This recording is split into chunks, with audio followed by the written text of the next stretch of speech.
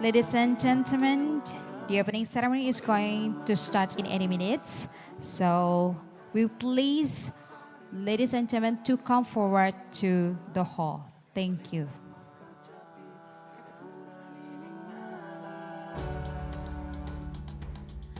Kami persilakan untuk seluruh tamu undangan, Bapak Ibu sekalian boleh untuk segera memasuki ruangan acara karena sesaat lagi acara akan dimulai.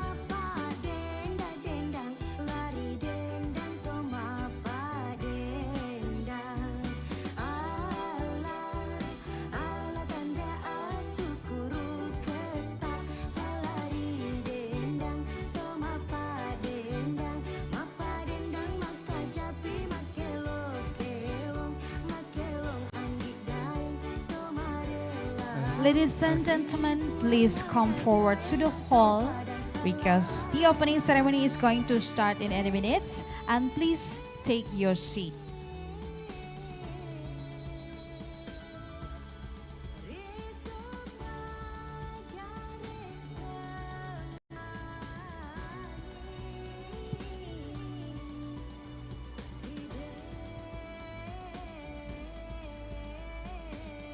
Tes.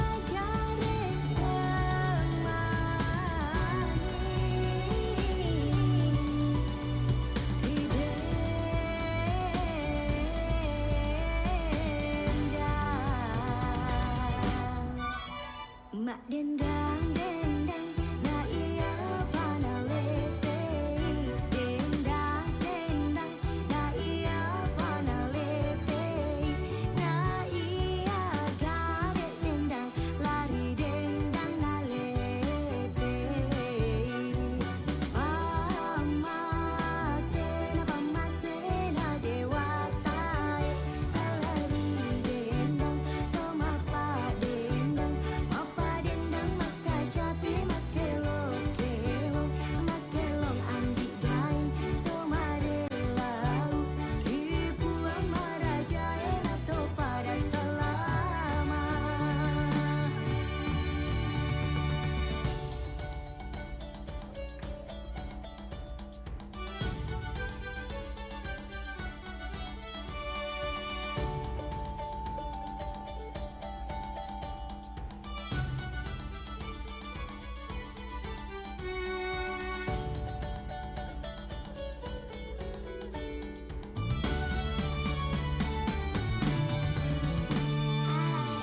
Dendang, oh mapa dendang maka capi makelong kelong makelong andi dae tomari lau ribuan maraja enato pada selama. Alari dendang, tomapa dendang maka japi makelong kelong makelong andi dae tomarelau ribuan maraja enato pada selama. Alari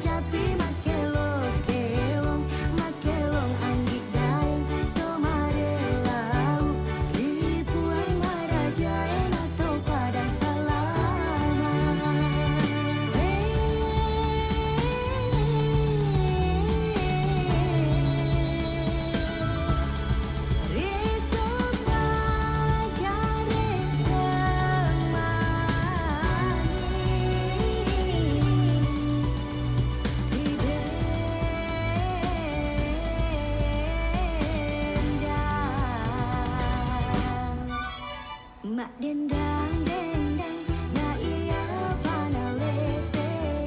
Dendang dendang na iya panalete. Na iya gade dendang lari dendang nalete. Pamasena dewatai. Alari dendang toma pa dendang. Mapa dendang maka japi makelong kelong. Makelong andi dain tomarelau. Ribuan marajaen atau pada selama.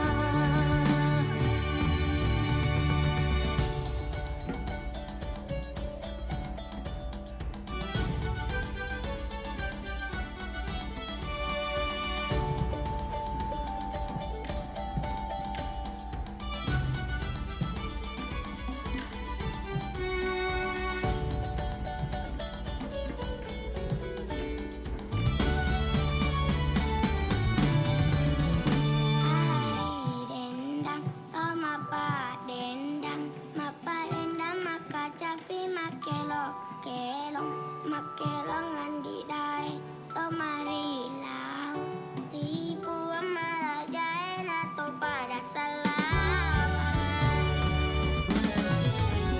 Alari dendang, to mapa dendang maka japi makelong kelong, makelong andi dai, to marelau, ribuan marajaen atau pada selama. Alari dendang, to mapa dendang maka japi makelong kelong, makelong andi dai, to marelau, ribuan marajaen atau pada selama.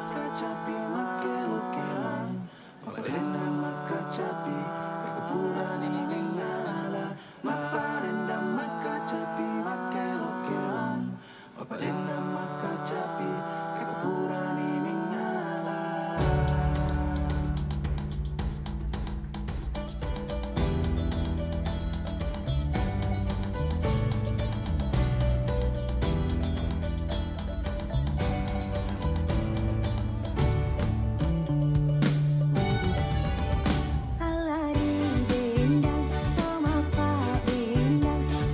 dendang maka japi makelong kelong, makelong andi dai, to marelau, ribuan marajaen. Ladies and gentlemen, the opening ceremony is going to start in any minutes. For our convenience, please kindly switch your mobile phone to silent mode. Thank you.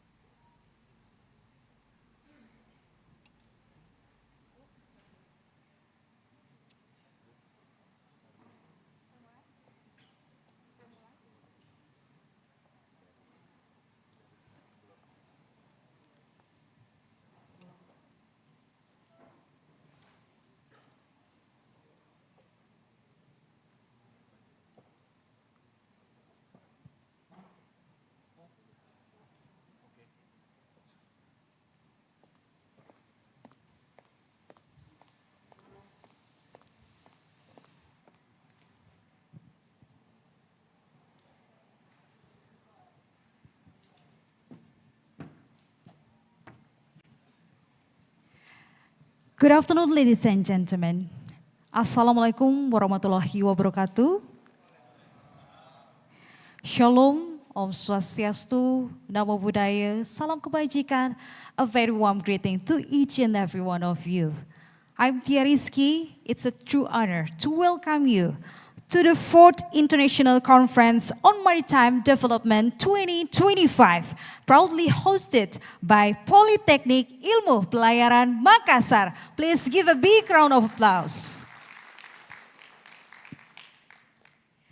Ladies and gentlemen, this year's theme, Empowering Maritime Innovation and Sustainability in the Turbulent Times, highlight the importance of innovation, resilience, and collaboration in navigating the challenges facing the maritime industry today.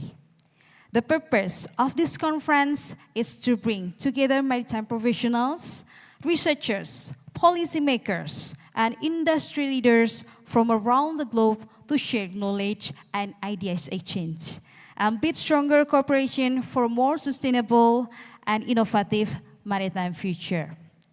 And on behalf of the organizing committee, I'd like to extend our warmest greetings to His Excellency, Director General of Sea Transportation, represented by Director of Shipping and Maritime, Ministry of Transportation of the Republic of Indonesia. The Honorable Head of Human Resources Development Agency on Transportation, represented by Head of Human Resources Development Center on Sea Transportation. The Honorable Secretary of Human Resources Development Agency. And we'd like to welcome and recognize Director of Politeknik Ilmu Pelayaran Makassar, the Honorable Head of Human Resources Development Center on Sea Transportation, the Honorable Principals, Heads, and Directors supervised by Agency of Human Resources Development on Transportation, the Honorable all invited speakers and moderator, the Honorable Chairman and members of PIP Makassar Public Services Supervisory Board, also the Honorable all participants who are joining us, both here in Makassar and through Zoom. Please, one more time, give applause to all of you. Ladies and gentlemen, we now invite you to stand as we honor our nation by singing Indonesian National Anthem Indonesia Raya and followed by sing Hymne Perhubungan.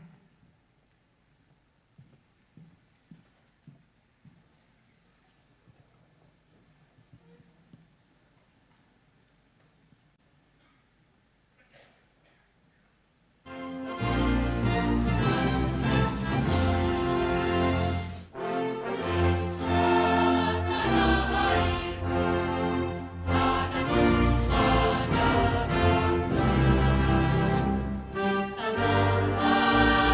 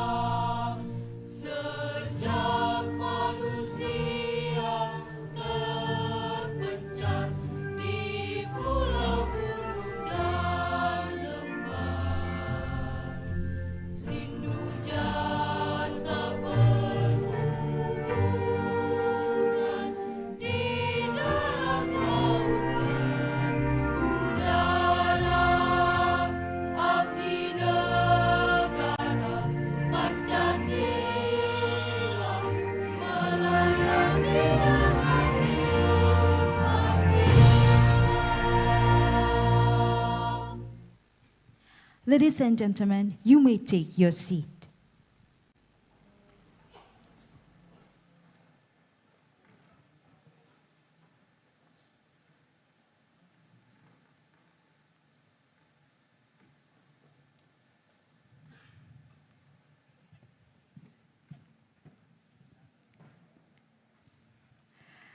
Ladies and gentlemen, to begin this conference with blessings, we will now have invocation.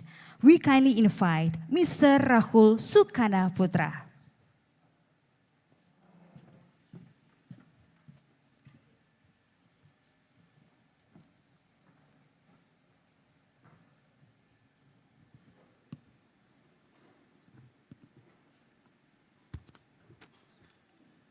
Assalamualaikum warahmatullahi wabarakatuh.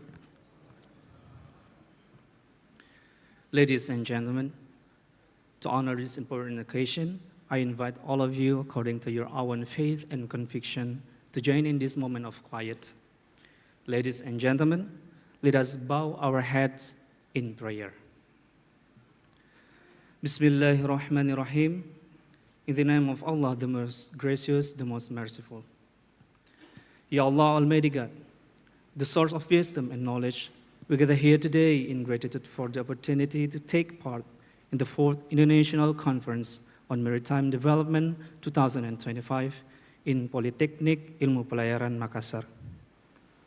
Oh Allah, we thank you for bringing together distinguished scholars, researchers, professionals, lecturers, and students who share the common purpose of advancing maritime education, innovation, and sustainability.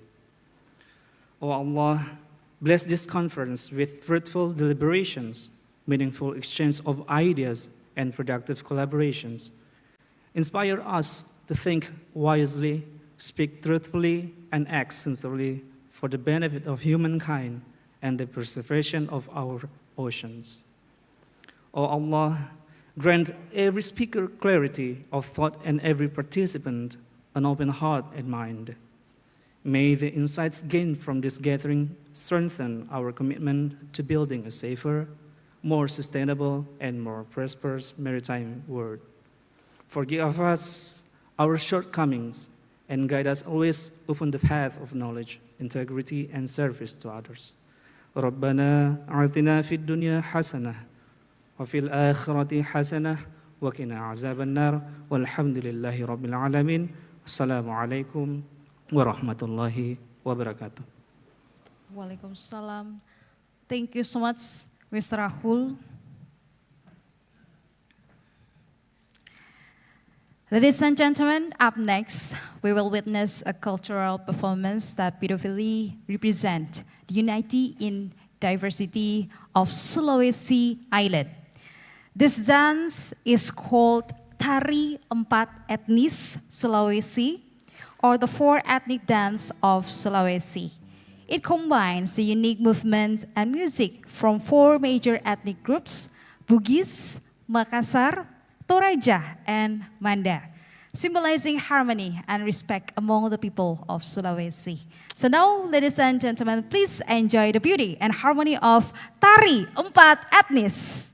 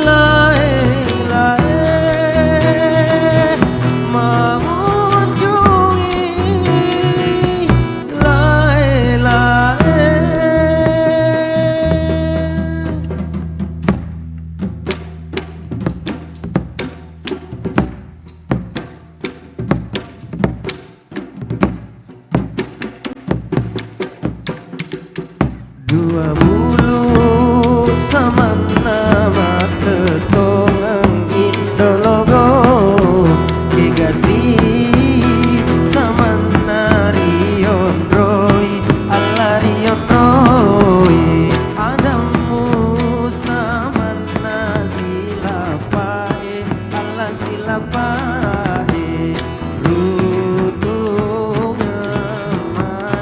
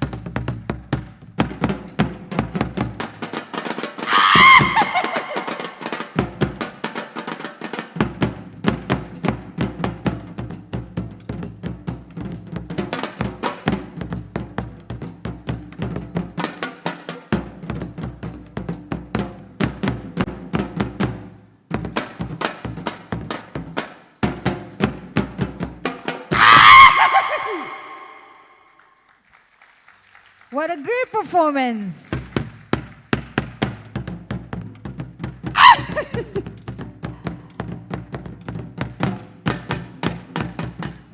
Kami santo rakyat umba padang kiolai mapari masusaki rampoi tagi poma bana penawa ya mo pasanan tengko kimo pasundun rongkoki.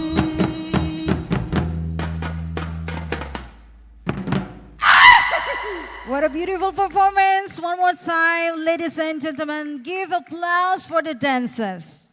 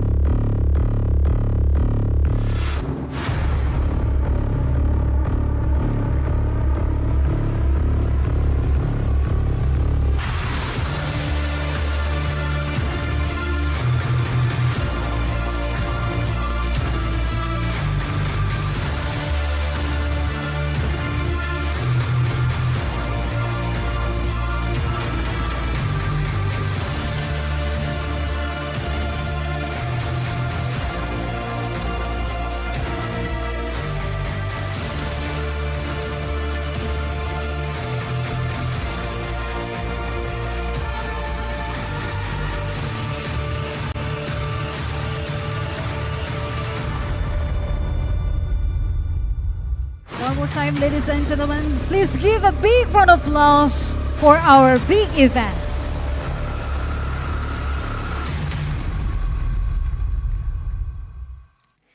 Ladies and gentlemen, next we will hear welcoming remarks and the official opening for our conference. First, we'd like to invite the Director of Polytechnic Ilmu Pelayaran Makassar to deliver the opening report. So now please join me in welcoming Kapten Rudi Susanto, MPD.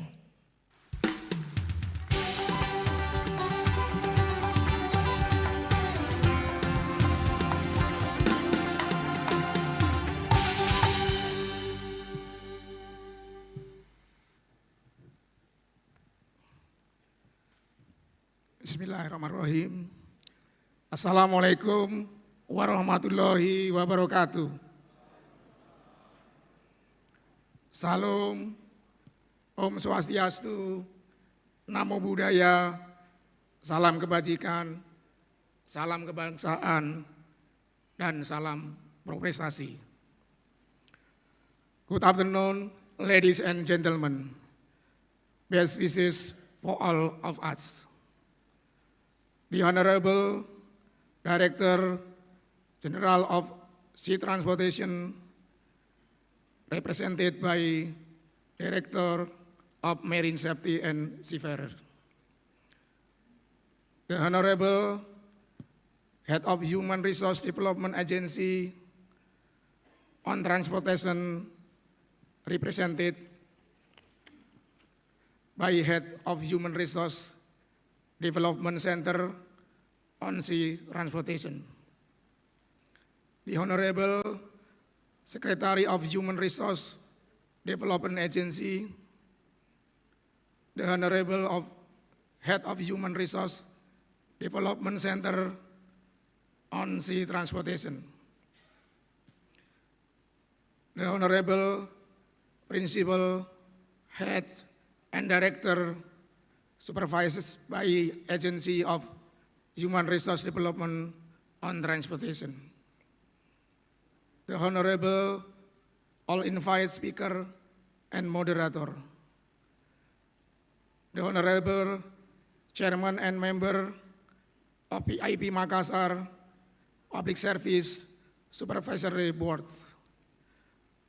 The Honorable all participants who are joining the hybrid conference of the International Conference on Maritime Development on this occasion.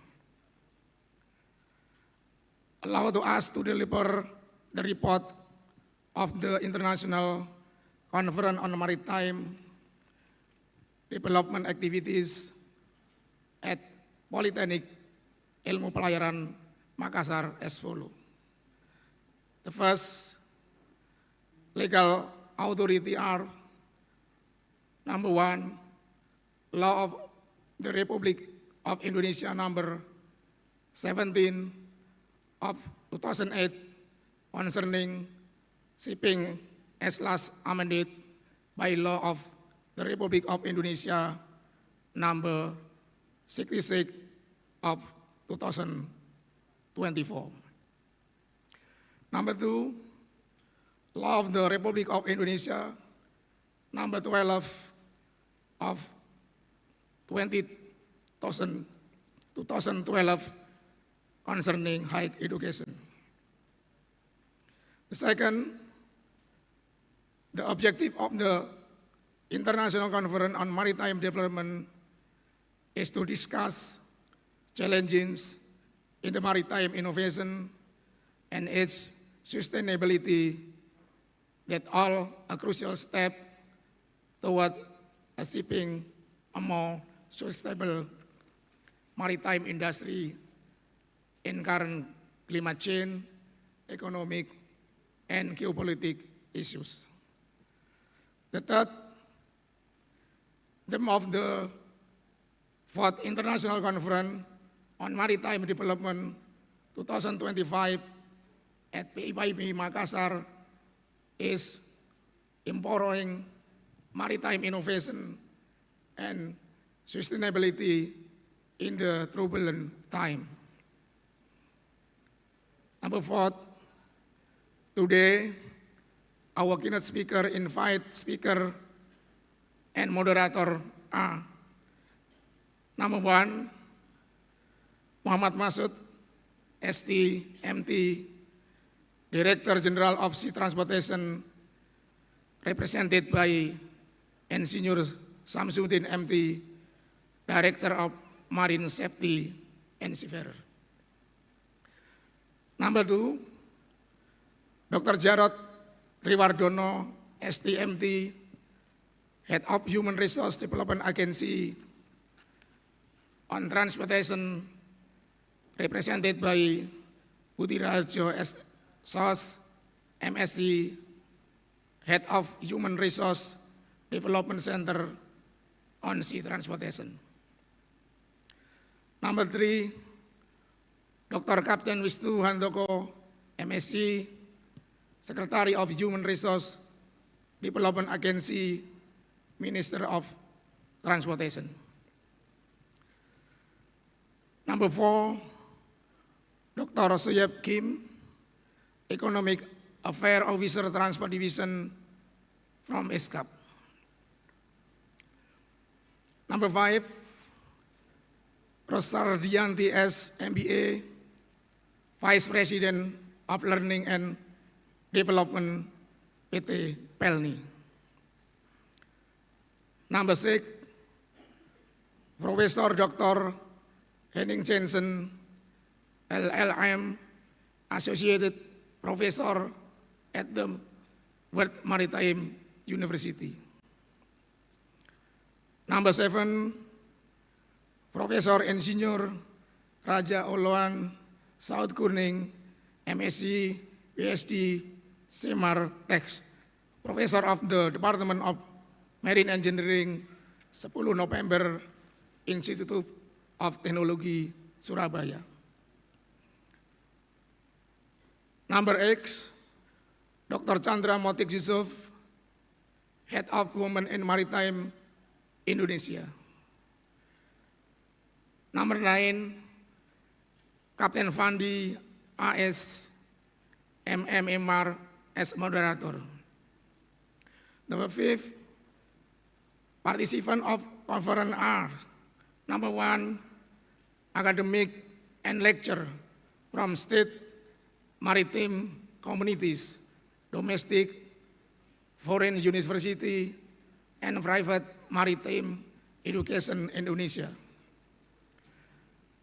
Number 2, shipping officer on merchant vessel. Number 3, vocational school of seafarer. Number 4, student of Diploma 4 Maritime program. Number 5, the lecturer of PIP Makassar. Number 6, practitioners and professional from shipping company. Number 7, alumni on network with the total of 500 participants, which has not included the participants who are joining virtual through YouTube live streaming. 6, this event is held at Campus 2 PIP Makassar and divided into 2 sessions. The conference session, which is held today on Wednesday on the 8th, and the parallel session, which will be held tomorrow on the 9th October.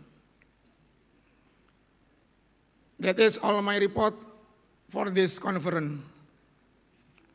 Furthermore, it is an honor to please the head of Human Resource Development Agency, Minister of Transportation, to officially open the 3rd International Conference on Maritime Development. Thank you very much. Wassalamualaikum warahmatullahi wabarakatuh.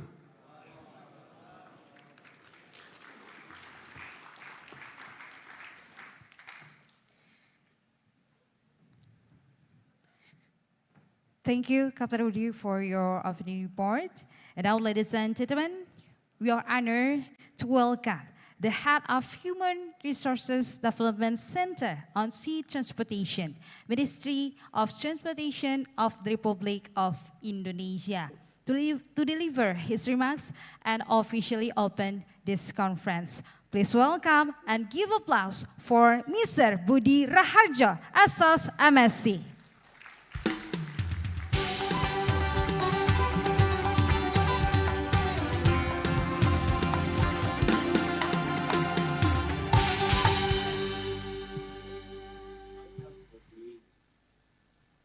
Assalamualaikum warahmatullahi wabarakatuh.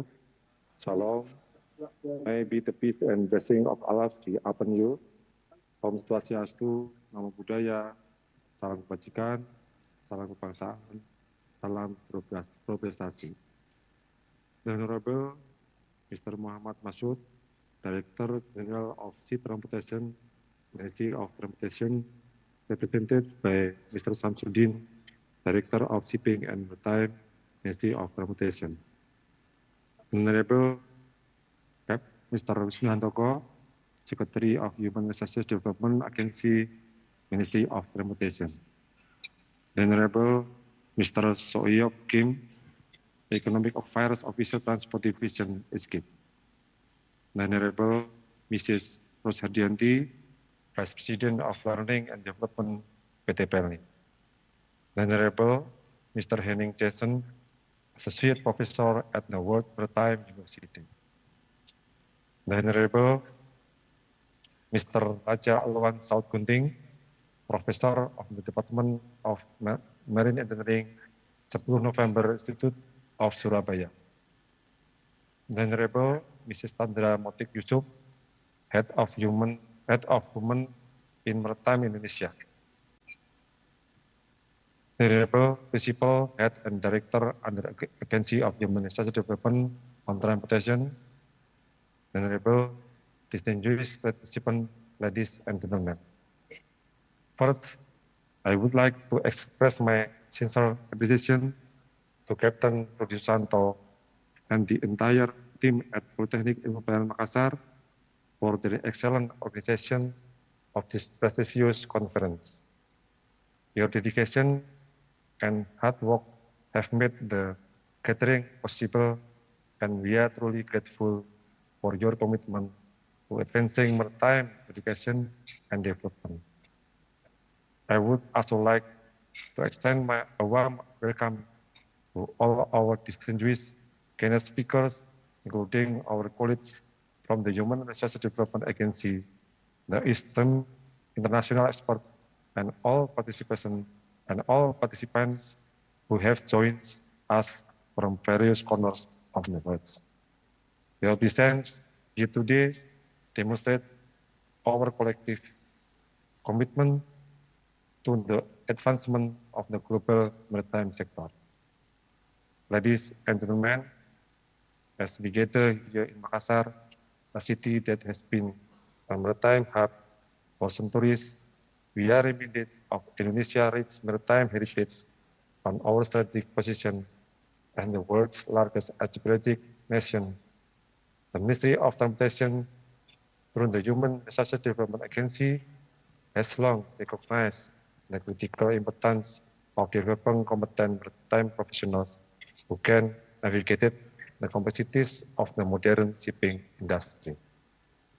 This year's themes, empowering maritime innovation and sustainability in turbulent times, couldn't be more relevant to our current global situation. The maritime industry faces unprecedented challenges: climate change, technological disruption, supply chain complexities, and evolving regulatory frameworks. These turbulent times demand innovative solutions and sustainable practices that will ensure the resilience and prosperity of our maritime sector. The Human Resource Development Agency of the Ministry of Transportation is committed to supporting initiatives that enhance maritime education, promote technological innovation, and foster sustainable practices. We believe that through conferences like ICMAD, we can create meaningful dialogue, share best practices, and develop collaborative solutions that will benefit the entire maritime community. I encourage all participants to actively contribute to the discussion, share your expertise, and build lasting partnership. The challenges we face in the maritime sector require collective action and collaborative solutions. Together, we can chart a course towards a more innovative, sustainable, and resilient maritime future. In closing, I would like to thank the organizing committee, our sponsor, and all participants for making ICMAD 2025 a reality. On behalf of the Ministry of Transportation and the Human Resource Development Agency, I am pleased to officially declare the 4th International Conference of Maritime Development open. I wish you all a productive and inspiring conference. Wassalamualaikum warahmatullahi wabarakatuh. Thank you. Thank you, Mr. Budi. Please give applause for Mr. Budi for opening speech. And one more time, please, give a big applause, ladies and gentlemen, as we officially kick off this exciting conference. And now, ladies and gentlemen, we will dive into our main agenda, keynote and invited speakers. And to lead this important session, it is my honor to invite our main moderator, Captain Fandi, who will guide us through discussion and introduce our expert speakers. But first, let me share a bit about Captain Fandi. Captain Fandi, AS, Bachelor of Science, Master of Management, and Master of Marine. Captain Fandi, a seasoned maritime professional and business management expert with more than 15 years of experience in the global shipping and port industry. He has managed international operations with over 1,300 crew members worldwide and led major transformation projects within PT Equinox Shipping Group. Currently, he serves as the manager of recruitment and training at PT Equinox Shipping Group, where he continues to contribute his leadership and strategic insight to the advancement of the maritime sector. Wow, very incredible introduction for Captain Fandi. Please give applause for Captain Fandi. And he is one of our proud alumnus of PIP Makassar.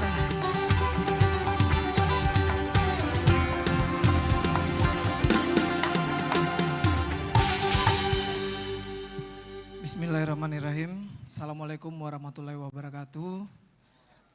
Salam sejahtera, Om Swastiastu, Namo Buddhaya, Salam Kebajikan, Rahayu. Ladies and gentlemen, thank you, Miss Tia Rizky, for the nice introduction. Ladies and gentlemen, first I'd like to say good afternoon and welcome to the distinguished guests.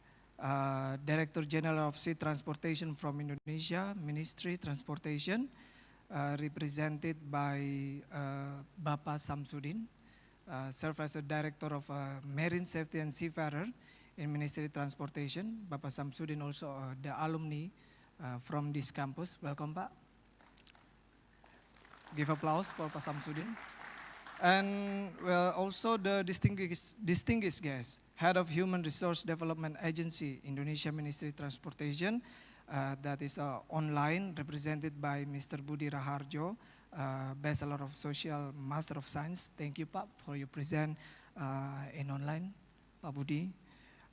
The third one, Secretary of Human Resource Development Agency, Dr. Captain Wisnu Handoko, Master of Science.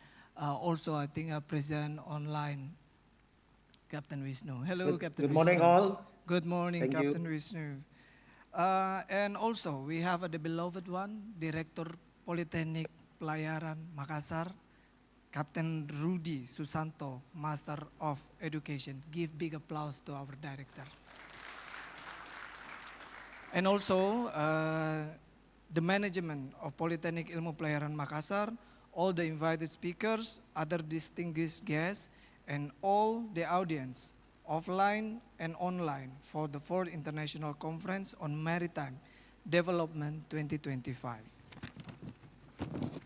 Good afternoon, ladies and gentlemen. I welcome you to the 4th International Conference on Maritime Development 2025 with the theme Empowering Maritime Innovation and Sustainability in the Turbulent Times.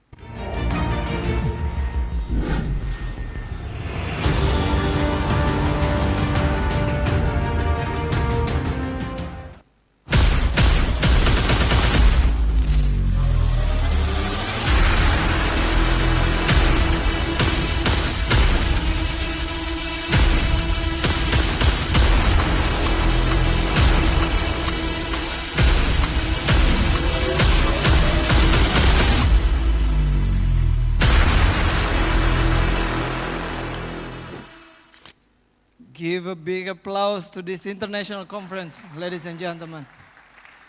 So, in this dynamic era, the maritime industry faces both major challenges and opportunities. Innovation and sustainability are key drivers for building resilient and competitive future. Today, we privilege have 7 speakers, distinguished speakers, who will share their insights and experiences. As your moderators, I look forward to guiding a productive and inspiring discussion, one that fosters collaboration and actionable idea for sustainable maritime future. So, ladies and gentlemen, being honest, I'm a little bit nervous here because, as you know, that I graduated here. Even this is the second as a moderator, I'm still nervous because most of them who attend this conference are my lecturer. So I feel like having the second exam again. But I put respect to my lecturer and this campus. Give one more time, big applause for our lecturer and this campus. So before we started, I'd like to go over a few housekeeping items or rules during this conference. So the rule number 1, ladies and gentlemen, please make sure your mobile phone in silent mode, or the participant on online, please mute your microphone during the speaker speaking. And the rule number 2, each presenter or the keynote speaker will deliver the presentation 20 minutes. And please allow me to remind you in the last 2 minutes so we can make a more and productive time during this conference. And rule number 3, the Q&A session, we will make a Q&A session at the end of the session. So after the keynote speaker delivery, the last keynote speaker delivery the presentation, then we will open the Q&A session. And the last one, there will be 2 minutes for every speaker for closing statement. But we will see the availability of the time, how long it will go. Probably all the keynote speaker will give a closing statement. Otherwise, we pick up several keynote speaker delivery 2 minutes closing statement. So, ladies and gentlemen, let's not taking a long time. Please allow me to warmly introduce and invite them to the stage. First, before I already introduce, our first speaker is online, Dr. Captain Wisnu Handoko, Master of Science, served as a Secretary of Human Resources Development Agency, Ministry of Transportation. Hello, Dr. Captain Wisnu, how are you? Hello, Mas Fandi. Great, great. We meet again for the second time via online. Okay, always attend. Sorry, apologies, I cannot attend physically, but I'm happy to be attend. Okay, let's make a promise. The third one is we will meet offline, Captain Wisnu. Thank you. And the second one, the second speaker, Engineer Samsudin, Master of Engineering, Master Marine Engineer, Director Marine Safety and Seafarer from Ministry Transportation of Indonesia. Let's welcome Pak Samsudin. Please join us on the stage. Give a big applause for Bapak Samsudin.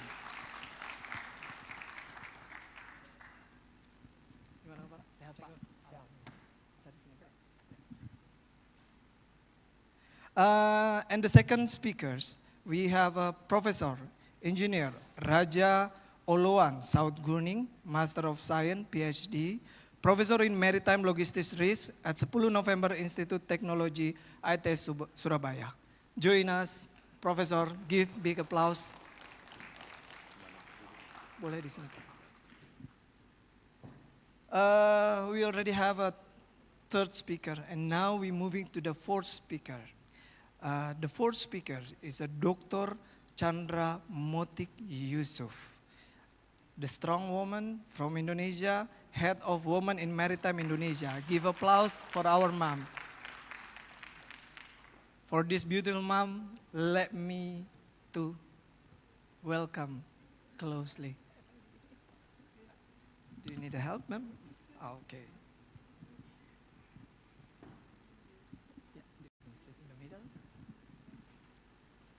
Thank you, Mom. And the fifth one, we have a Dr. Rose Hardianti, as MBA, Vice President of Learning and Development, PT Pelni Persero.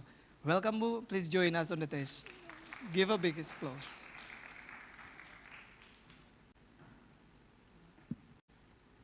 And we have speakers number 6, Dr. Suyup Kim, Economic Affairs Officer, Transport Division from United Nations Economic and Social Commission for Asia and the Pacific. Welcome, Mr. Suyup Kim. Join us on the stage, please.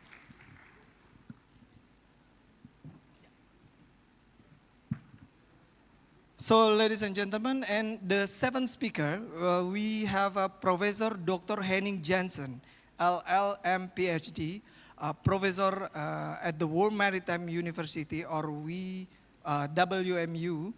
Mr. Professor cannot attend nor offline, neither online, but he provided recorded video for this conference. And ladies and gentlemen, please join me in extending a warm welcome to our distinguished speaker. Give one more time big applause to our speakers.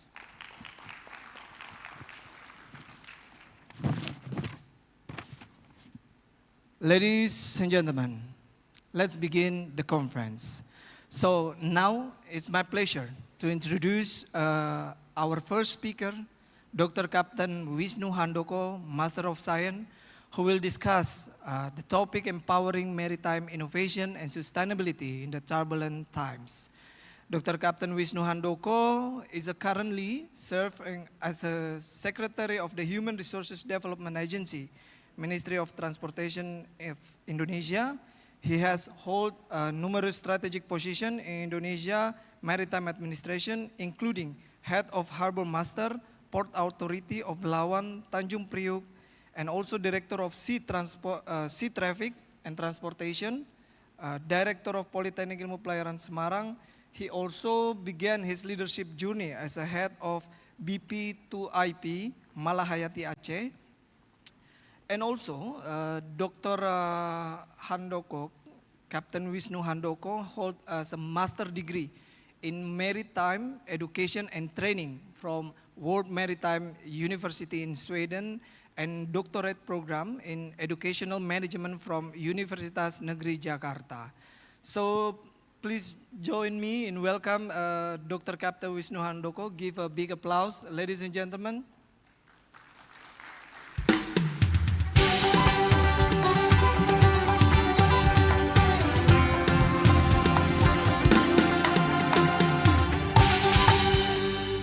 So, Dr. Captain Wisnu Handoko, you have 20 minutes to deliver your presentation, Captain. And let me remind you, in the last 2 minutes, timekeeper also will be displayed on the screen. And time is yours, Captain. Yes, please. Okay, thank you, Mas Wandi, as the moderator. Thank you very much for the first speaker that I have to deliver. Assalamualaikum warahmatullahi wabarakatuh. Peace be upon us all.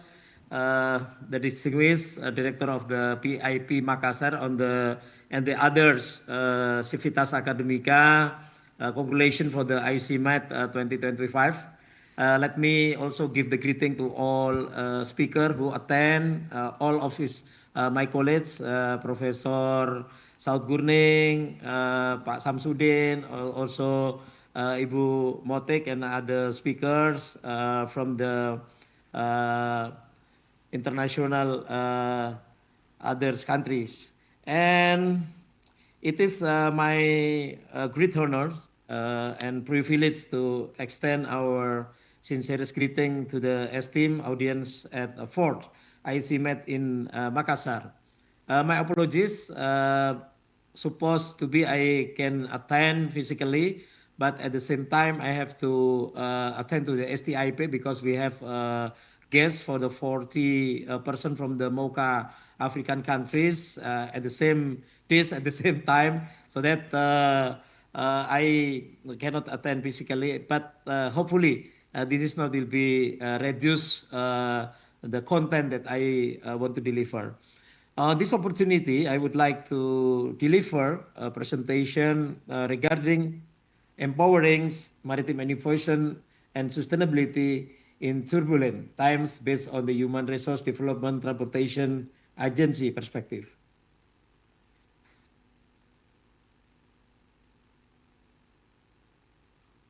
In this slide, we can see that there are a lot of global maritime landscape that influence the landscape that facing numerous challenges and disruption. Several examples can be identified. As you can see, the geopolitical uncertainty, ongoing geopolitical tension and conflicts over the world still continue and affect major global shipping routes and leading instability and increase the operational risks. Supply chain disruption is also become another factor where the global port congestion and the container shortages have created significant market volatility impacting the efficiency of the international trade and logistics. Thirdly, artificial intelligence disruption.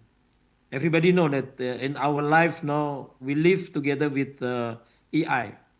We have knowledge, we have no understanding about something, we can ask to AI with chatbot.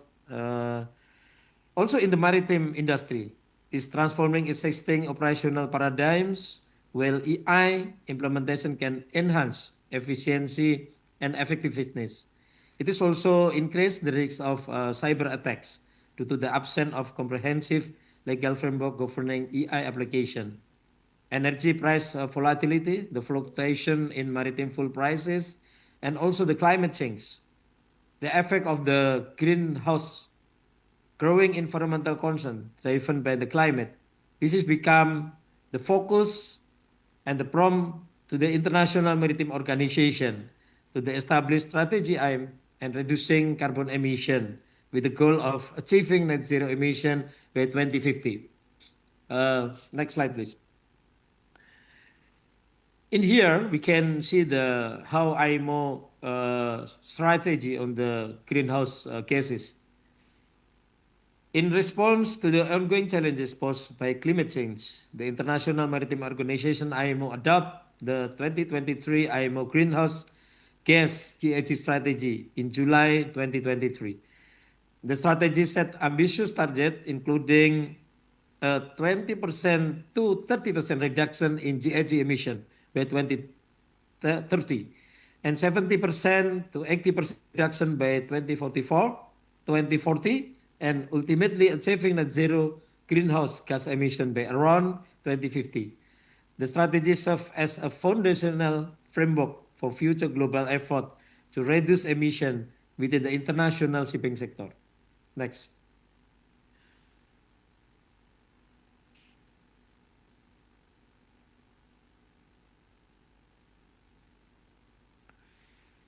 In this slide, you can see the trends in alternative fuel ships. In response to current global issues and the initiative introduced by International Maritime Organization, the shipping industry has begun transitioning toward to use renewable and alternative energy sources. According to the data from NCAC 2025, indicate that a significant upward trend in new build orders for alternative fuel ship over the past decade. The order book for such vessel began to grow notably around 2021 and is projected to reach its peak in 2027. Among these, LNG ship remain the most ordered, followed by vessel powered by methanol, LPG, ammonia, and hydrogen, respectively. Conversely, the number of vessels already in service utilizing alternative fuels has continued to increase steadily. You know that LNG fuel vessel maintaining a dominant position today in the global fleet. Next. According to the PAXI 2024, as you can see here, that the Green and Sustainable Initiative, there are some green innovation and initiative that have been implemented in the maritime industry, such as solar power and renewable energy import. I still remember that when I was in Tanjung Priok as the harbor master, we had the program with Pelindo, solar power connections. And then also circular economy, ship recycling, waste to energy, and eco-friendly ship design and efficiency measures, and also alternative fuels. In the future, LNG and methanol, ammonia, and hydrogen are transitioning to zero emission. In addition, the bunkering infrastructure investment has reached for 1.4 trillion globally. And the screen indicated some characteristic of some type of fuel, including renewable fuels such as green hydrogen, green ammonia, and green LNG, and produce low sulfur oxide and PM, also nitrogen oxide. Next, please. From a regulatory perspective, the Indonesian government governed the maritime industry through several national regulations, including Law Number 66, 2024, Amendment to Law Number 17, 2000 Act on Shipping, ratification of the STCW Convention, 1978, and regulation of the Ministry of Transportation of the Republic of Indonesia, PM 70/2013 concerning education and training, certification and housekeeping for seafarers, among others. Specifically, the current global sustainability trend has influenced the structure of Indonesia maritime education and training curriculum. To address this, the Indonesian government through the Human Resource Development Agency BPSDM has issued the guidelines for the development of maritime vocational education curriculum. So every polytechnic, maritime university in Indonesia has to continuously update and ensure alignment with evolving industry trend in international standards. Next. Ladies and gentlemen, the Indonesian maritime sector adopt the 4 fundamental IMO safety pillars. Those are SOLAS, STCW, Maritime Labor Convention, and MARPOL.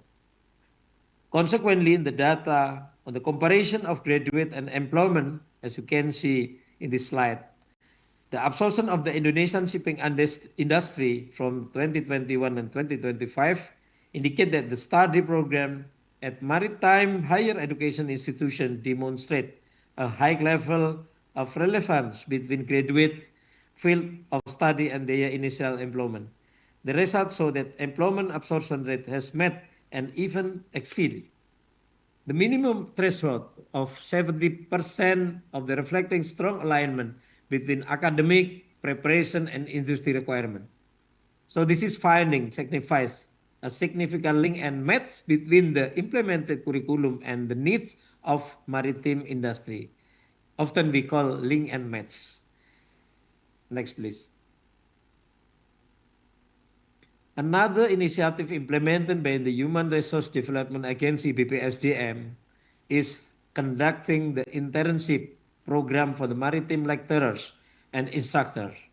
Because we are the vocational study, we have to ensure that the instructor is always updated, the teacher always follow the developing of technology. Therefore, approximately 157 participants have successfully completed this program across various sectors of the maritime industry. In the future, we do hope that this program is continued and followed by all teachers in all our polytechnics to enhance their knowledge and practical experience, broaden research times, foster professional networking, and enable participants to adopt the latest industry innovation currently being applied in the maritime sector. Next. Ladies and gentlemen, in this slide, we can see the several examples of the research related to the maritime technology conducted by the lecturer of PIP Makassar. So this is, I'm proud to present this slide, where in this slide we can recognize that the PIP Makassar have a strong effort and strong commitment to motivate all teachers to conduct the research related to the maritime technology. Next. As you can see in this slide, that the several best practice from the both domestic and international institutions serve as the reference for the development of human resources within the Ministry of Transportation. By adapting these best practices, the Ministry of Transportation aims to enhance the quality, relevance, and competitiveness of the Human Resource Development Program. In this approach, ensure that maritime professionals are not only equipped with the technical expertise, but also with the adaptive skill required to address the dynamic challenges of the global maritime industry. Next. To strengthen adaptation to the needs of the both domestic and global industries, BPSDM has established maritime collaboration to the one-on-one partnership with the higher education institution, both domestically and internationally, such as the World Maritime University, STC Rotterdam, ICMaD University, Shanghai University, Institut Teknologi 10 November from the Professor Saud, and the Institute Teknik Transportasi and Logistik ITL Trisakti, as well as the Maritime Association, including AMFUF, IAMU, and EMSA. I'm happy to inform you that next week we have the conference with AMFUF with held in Jakarta, and also in this month we also attend in the international convention of the IAMU, where one of our polytechnic, that is STIP, as inaugurated as the member of the IAMU. It is the first time and our legacy where the one of our polytechnic become the member and recognized as the member of IAMU. Next.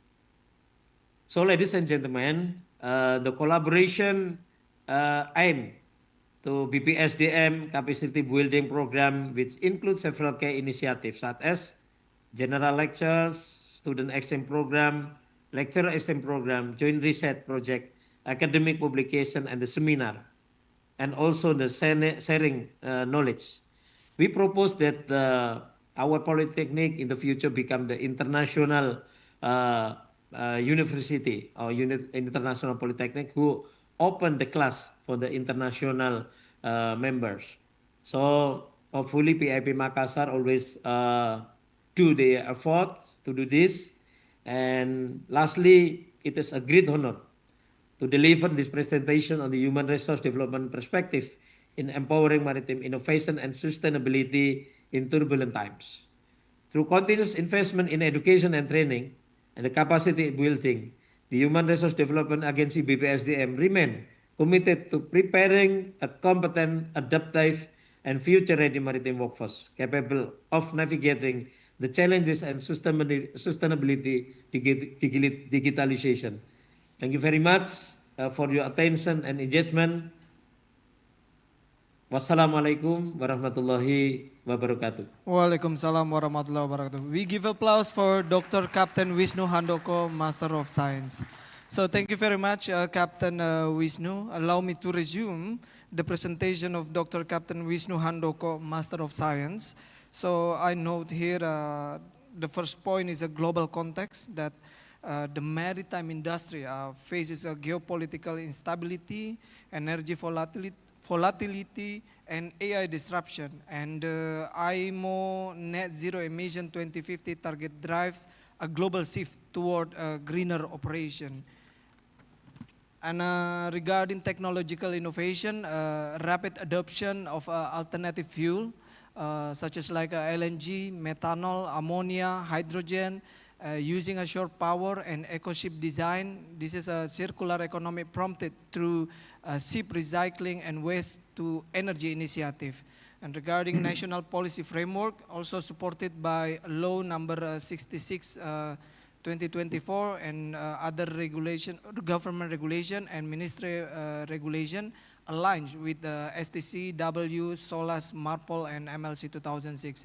This is a focus on vocational alignment and excellent accreditation standard.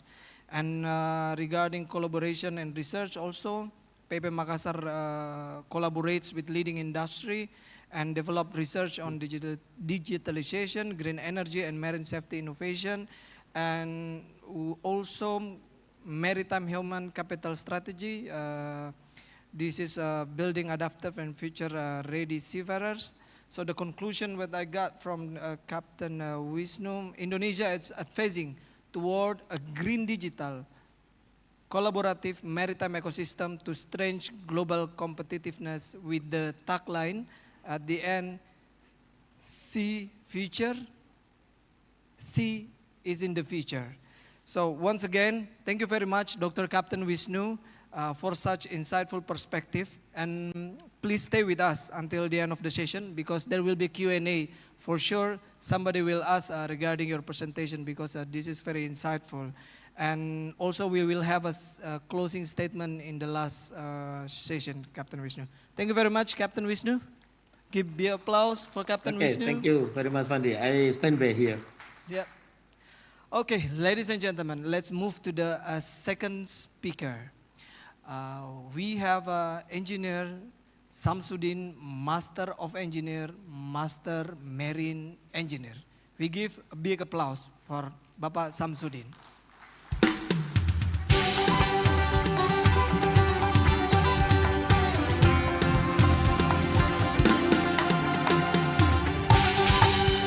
So it's my honor to introduce Bapak Samsudin, Senior Samsudin, Master of Engineering and Master Marine Engineer, who currently serve as a Director Marine Safety and Seafarer, Ministry of Transportation at the Ministry of Transportation of the Republic Indonesia. So with an extensive career in maritime administration, Bapak Samsudin or Mr. Samsudin has held key leadership position, including Head of Port Authority and Harbor Master Office in Banjarmasin, Bitung, and Kota Baru, Batu Licin, and has contributed significantly to development of Indonesia maritime governance and seafarers competency framework. He holds a master degree in engineering from Hasanuddin University and brings with him over 2 decades of experience in maritime education, port management, and international cooperation. Today, Mr. Samsudin will share his insight with the topic national policies and strategies for decarbonizing shipping sector. So, Bapak Samsudin, duration 20 minutes. Let me remind you the last 2 minutes and time is yours. Let's give a big applause for Mr. Samsudin.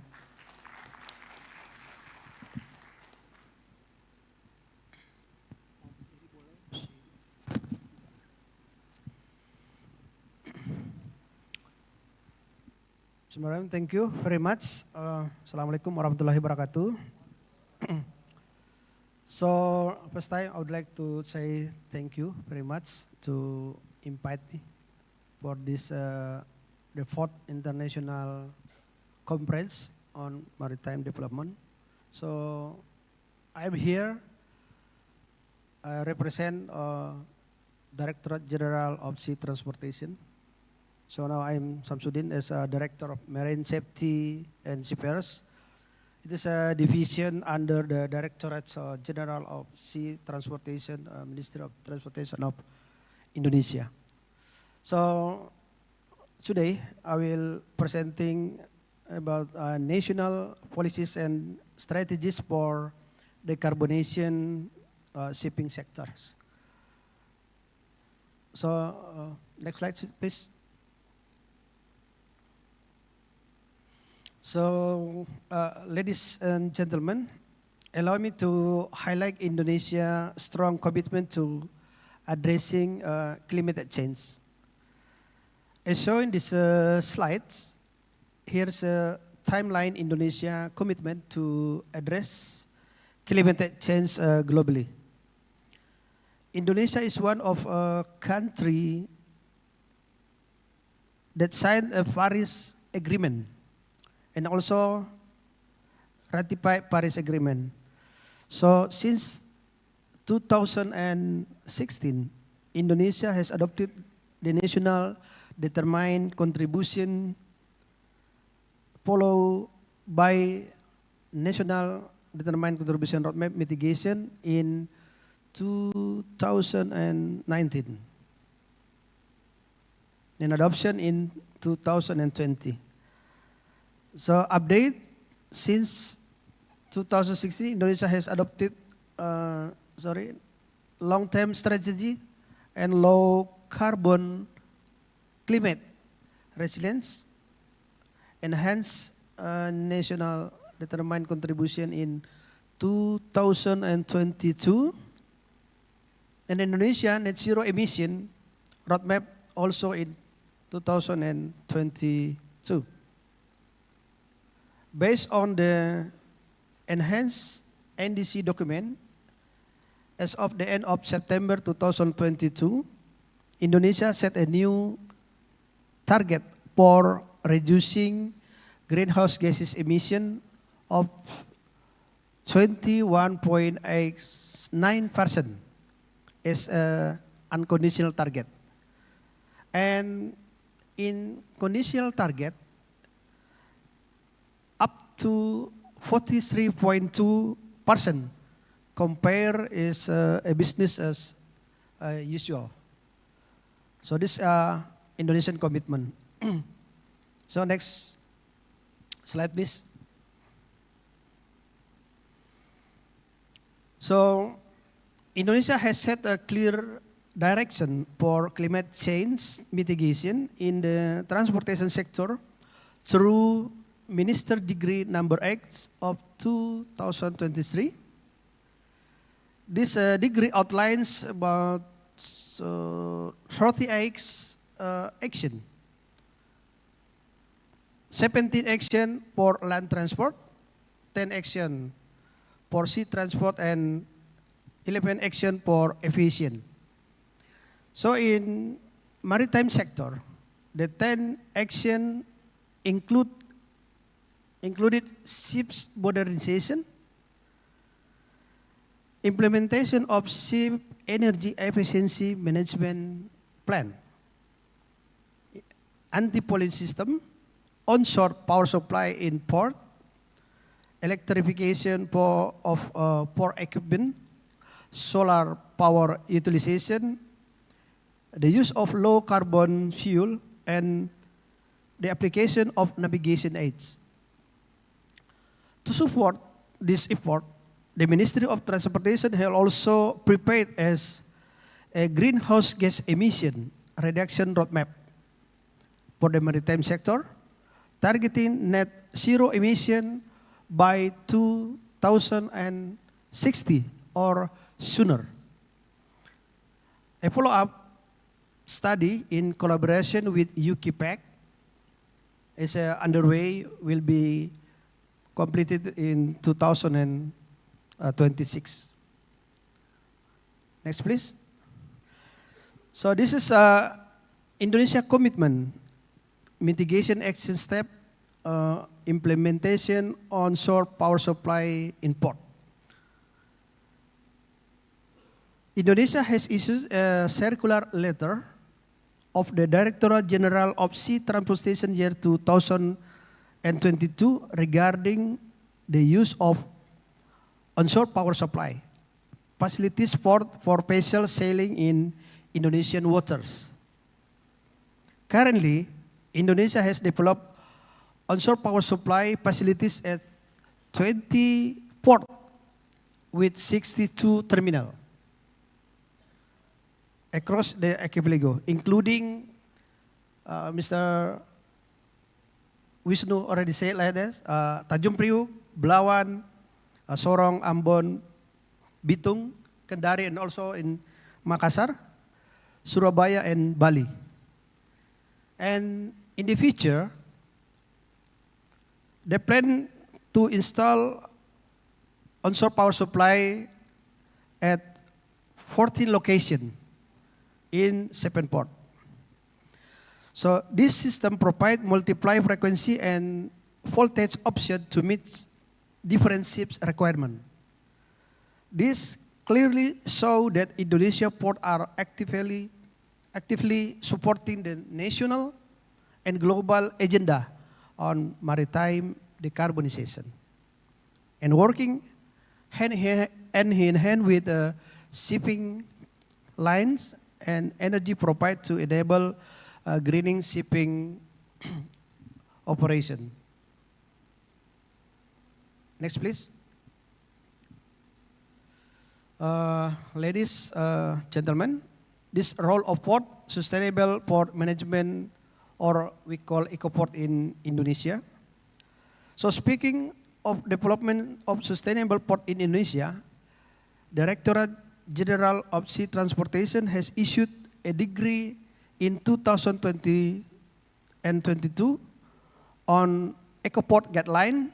It is a direction for implementation of EcoPort concept for AD port in Indonesia. The development of the EcoPort will lead to the improvement of port performance and productivities through equipment automation, comprehensive and sustainable port planning and development, which can increase the regional economic growth. EcoPort implementation is expected to prevent or reduce the negative environmental impact derived from port activities.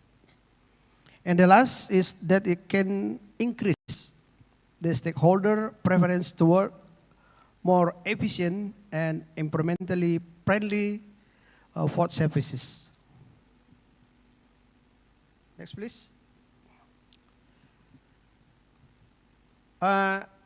This is the implementation of EcoPort in Indonesia. This slide shows Teluk Lamong terminal in East Java, which is recognized as the first green port or EcoPort in Indonesia. To support decarbonization, the terminal applies several measures, such as use compressed natural gas or CNG for trucks, the automation of equipment, and development of the gas engine power plant. For energy saving, the terminal has adopted LED lighting, solar cell, exhaust gas air conditioning system, and reducing fossil energy. While also working to reduce resilience of fossil energy, in addition, Teluk Lamong is also the first semi-automatic terminal in Indonesia, which helped to increase safety and efficiency of port operation. The terminal is further supported by other environmentally friendly facilities. This is including waste management, incinerator, oil water separator, and oil spill response facilities. Next, please. And this other effort to reduce greenhouse gas emission. Indonesia is also preparing for the future of clean energy through the National Hydrogen Roadmap. According to the Ministry of Energy and Mineral Resources, hydrogen utilization for marine transportation will begin in 2025, with an estimated demand of 726 tons per year, or about 53 million deadweight ton of shipload. By 2060, hydrogen demand is projected to grow sharply, reaching 454,000 tons per year, with the shipload 254 million deadweight ton. To support this, Indonesia has launched the green hydrogen pilot plant in Udubelu, in Sumatra Island, which is produce around 100 kilograms of green hydrogen per day using advanced anion exchange membrane technology. It's providing higher efficiency and lower emission. Next, please. This is other effort to reduce greenhouse gas emission. This is National Ammonia Roadmap. As a data from Ministry of Mineral and Resources regarding a document of National Hydrogen and Ammonia Roadmap 2020 and 25. In the transportation sector, the initiation phase begins with a study on development of ammonia as marine fuel oil in 2025, followed by the development of clean ammonia for ship's fuel purpose in the same year. This initiative is strengthened by cooperation between stakeholders, which was initiated in 2031 to encourage wider adoption of the technology. In the marine transportation sector, the initiation phase begins with a demonstration of ammonia transportation by ships in 2025 to evaluate the efficiency and safety of ammonia distribution on the large scale. In 2026, liquid ammonia infrastructure will be developed at port and logistic location to support supply chains readiness in cross-regional distribution. A strategic project such as Garuda Hydrogen Green by Pupuk Indonesia and partners, which target green ammonia production and blue ammonia project in various regions begin to operate. So next please.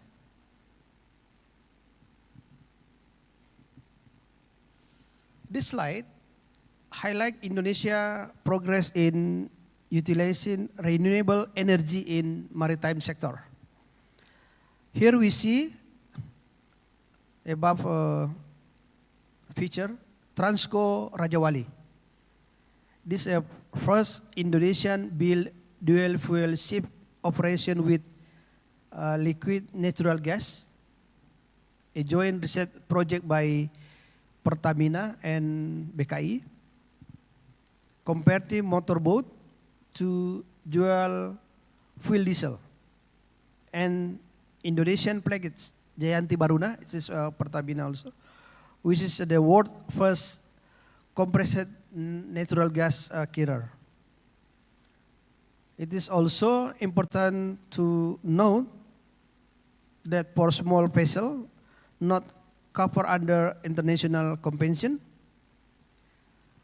there is currently no specified regulation on carbonization, but however, several initiatives are already underway, including retrofit project to use alternative fuel such as LNG.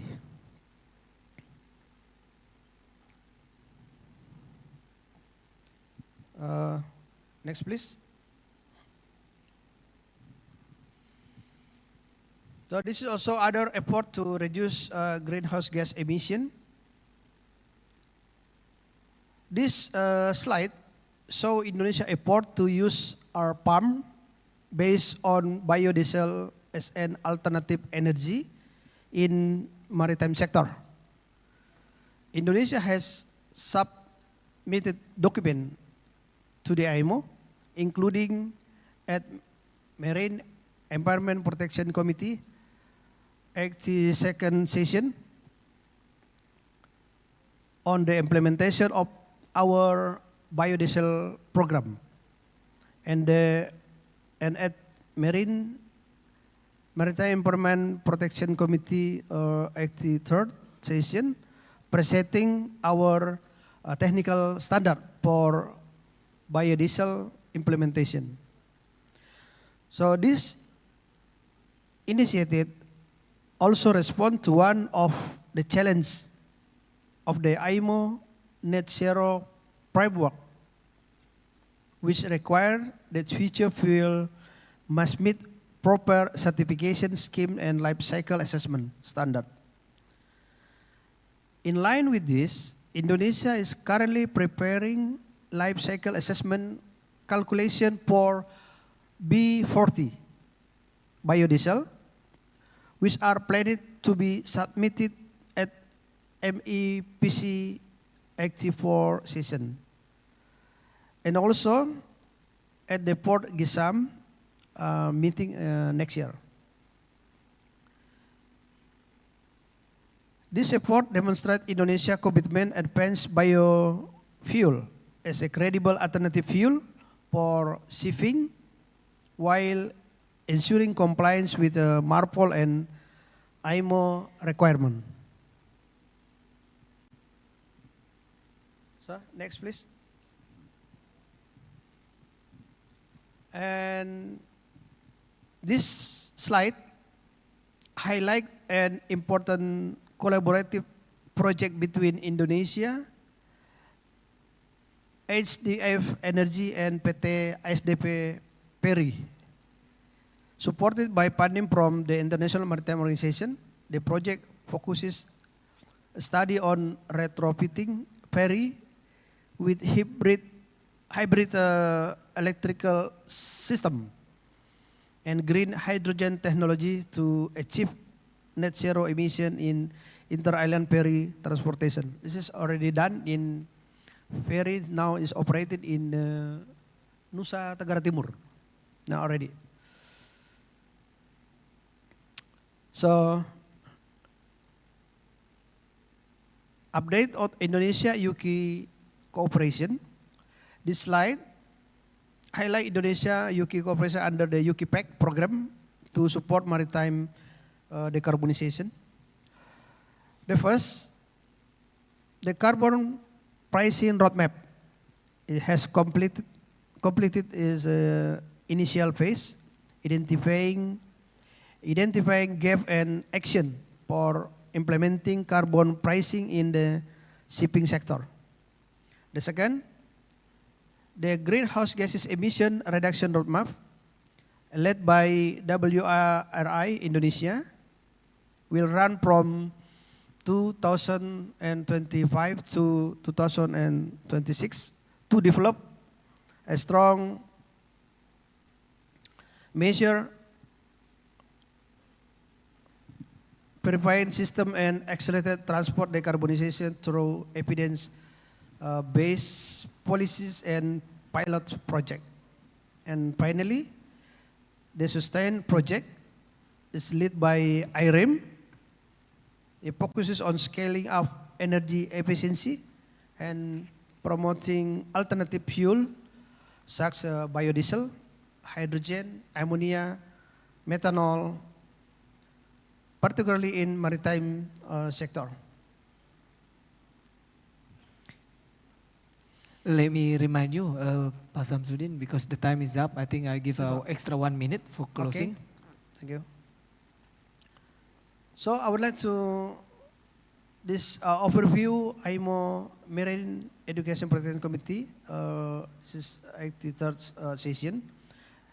This is provide overview key outcomes from 83rd session of IMO Marine Environment Protection Committee, especially focusing on IMO midterm strategy to reduce greenhouse gas emission in line with global climate goal. So, next slide, please. I would like to, this is greenhouse gas fuel intensity. This is IMO regulation on greenhouse fuel intensity, which apply to all ships 5,000 gross tonnage and above. So IMO target gradual reduction of 65% by 2040 compared to 2008 level. So with an average baseline value 93.3 gram CO2 per megajoule. So next slide, please. This GFI compliance balance. So there are two balance.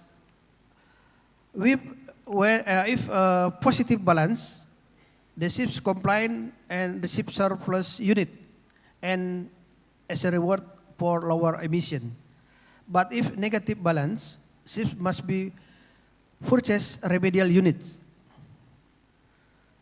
For negative balance, there are two. There are two tiers. Tiers one is a yellow line. By purchasing a remedial unit at $100 per ton of CO2, and the red line, it is tier two, using store surplus unit or buying remedial unit at 380 US dollar per ton. So that's why I need about this one. So next, this is timeline. So never mind. So the last one. Last one. Next slide, please. Okay, this is impact on Indonesian shipping. One is greenhouse gases emission compliance. The vessel 5,000 gross tonnage or more will be required to comply well-to-wake greenhouse gas emission intensity target starting in 2029. Non-compliance may lead to additional operational cost. The second, ships conventional. Ships conventional is the risk of early retire.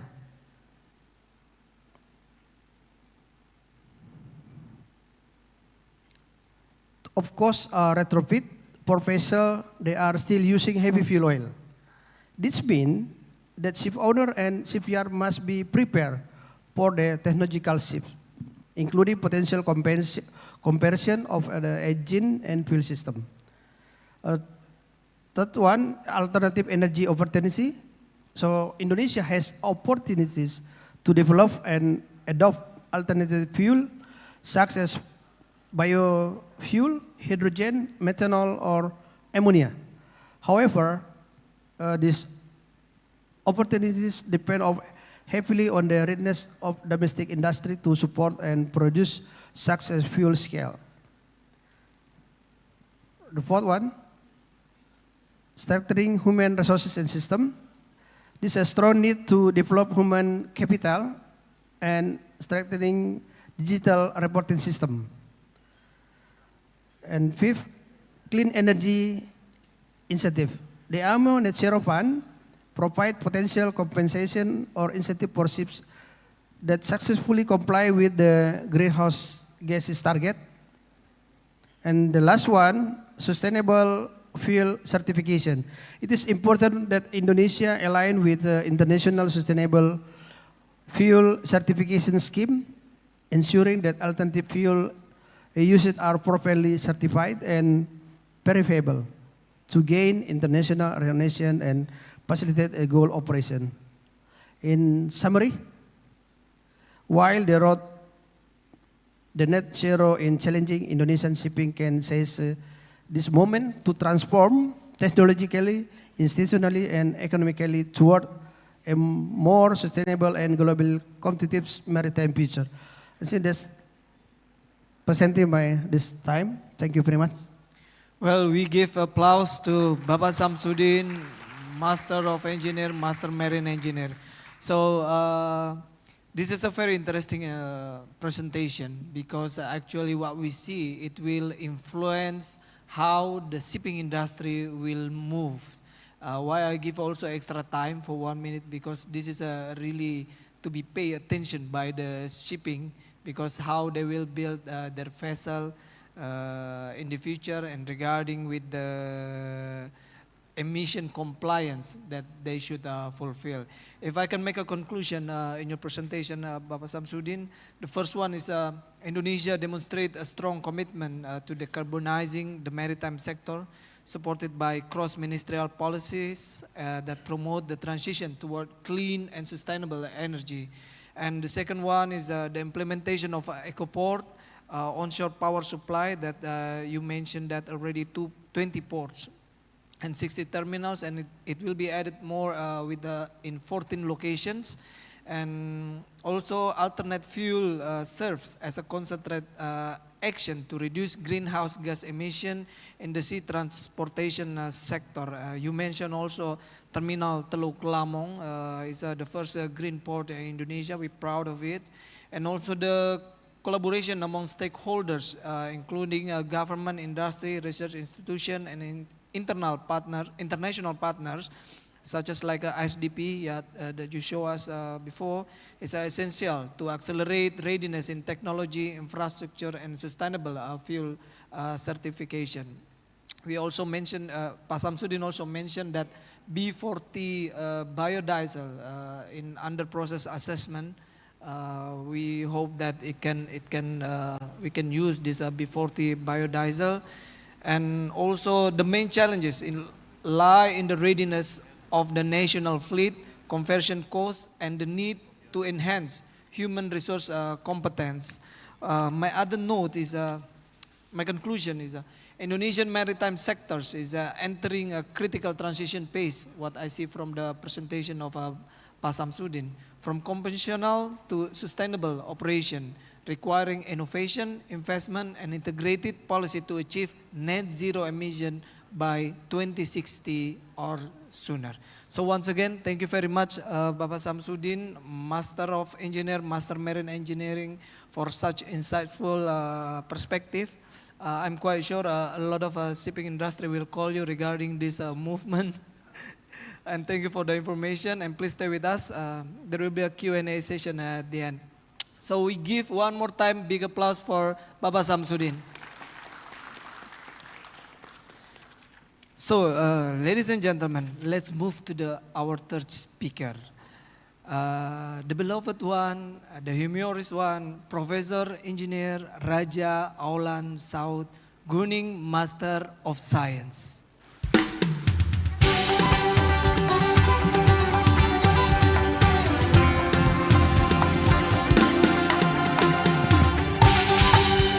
So, Professor Raja Oluan Saud Gunning is a professor in maritime logistics raised at Institut Teknologi 10 November, ITS.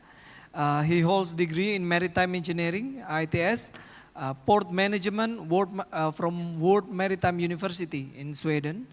He holds degree in marine engineering in ITS, PhD in maritime logistics, University of Tasmania, Australia. Professor Gunning also is a charter marine technologist, CMARTech, and has advised on numerous projects related to port shipping and logistics in Indonesia. His research and publications cover maritime risk management, green port development, and digital transformation in logistics. Professor will deliver presentation titled Digital and Green Technologies for Sustainable Maritime Infrastructure in Indonesia. 20 minutes, time is yours. All right, thank Mr. you Professor. very much, Captain Fandi. Very good afternoon for all of you. Assalamualaikum warahmatullahi wabarakatuh. Salam damai sejahtera kita semua. Om Swastiastu, Namo Buddhaya, salam kebajikan. Thank you very much for inviting me, Pak Rudi, Honorable Pak Direktur di Kapal, Pak Samsudin, Dr. Wisnu, the Secretary of Human Resource Development of BPSDM, Bu Dr. Chandra Motik, Bu Dr. Dan juga Dr. Soyop Kim, Bapak Ibu sekalian. I will be presenting actually something like 120, but I will be going faster, right? A lot of things and issues on digital and green technology, okay? So, well, there's a lot of issues I will be sharing to you in fast. So, yeah, next. Not working. Okay. So, actually, maritime infrastructures, usually people understand maritime infrastructure is hard thing, infrastructure, civil engineering stuff. But actually, not only the hard infrastructure, we do also have the soft one, yang lunak-lunak, which is about digital. All right, so, okay. Next. So this soft thing, digitalized, require interdependency, collaborations, as well as technology. Yeah, it doesn't mean that we have to take subject on ICT. For example, for PIP Makassar, probably, most of the lecturers, docent, have to learn a lot about new idea of this ICT, not only the students. But we'll see how this ICT connect to sustainability. Next, doesn't work, yeah? Lanjut. Actually, in the literatures, probably my contributions in these speaking sessions, there are 4 explored in the literature. They call green operations, smart services, business continuity, and service resilience. So as long as they talk about sustainability, these 4 phases occur. All right, next. Next. Next. So these knowledge management-driven situations do actually happening because of the new economy concepts coming from knowledge-based, global, virtual, molecular, digital, and network. So this is the basic. It's already started something like 2015. Now getting progressively happening. So guys, for the millennials, be ready. For us colonial, we are about a way behind you. Next.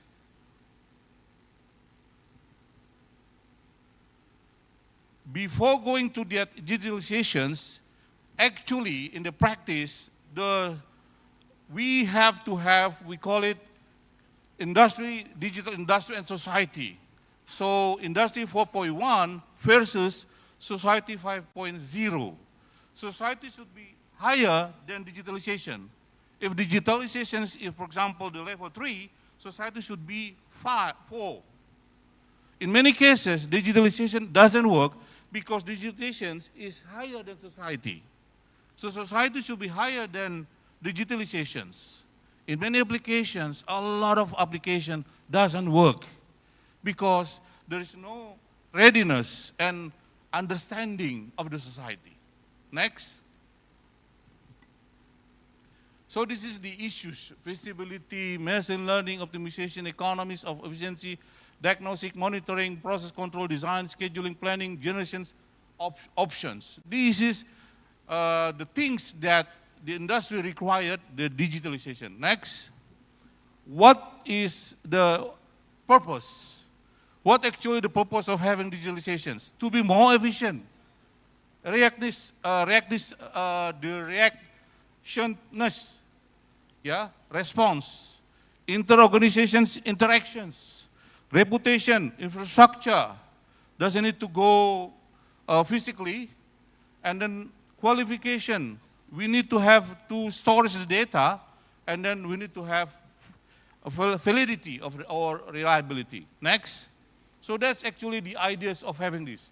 And then the digitalization, of course, require continuous development, collaborations, orchestrations. Doesn't work if it is only one side. Should be supported by internal and external. In many cases, they just purchase a fancy technology without any benefit to the society or the users. Users who say, yes, it is our needs, and then it is happening and benefit is occur. Next. We'll see what kind of the drivers of enablers. Next. For those guys like the technologies, Anjut. These are the technologies. We have smart platform, online internet, operational-based ICT, and service network. And those enablers supposed to be combined with the society 5.0. 4.0 of industrial digital should be society 5.0. Otherwise, it doesn't work. Next. These are the enablers that I mentioned. It's already being implemented in maritime. So students learn a lot about this one. A lot of subjects provided open sources that you can learn, not in the class. So you can learn open and then easily, freely now about this one. Next. IoT, big data, machine learning, artificial intelligence, robotic, automations, there are a lot at the moment. And they are progressively advanced every week, every month, every year, new things. Next. Now we come to the implementations. Next. These are the focus of the IoT as well as digitalization. We need to have this digitalization more efficient on our ship operations, condition monitoring for maintenance, design optimizations, energy saving that we have been talking with, safe operation, fleet allocations, ship performance analysis that have been doing by shipping companies such as Pelni and others. And then remote monitoring diagnosis remotely. Doesn't need to have monitoring on board, but on shore and remote, not only domestic but international. Next. These are, for those who guys like about this ICT, this is the kind of platform that IoT may apply on board as well as on board equipment.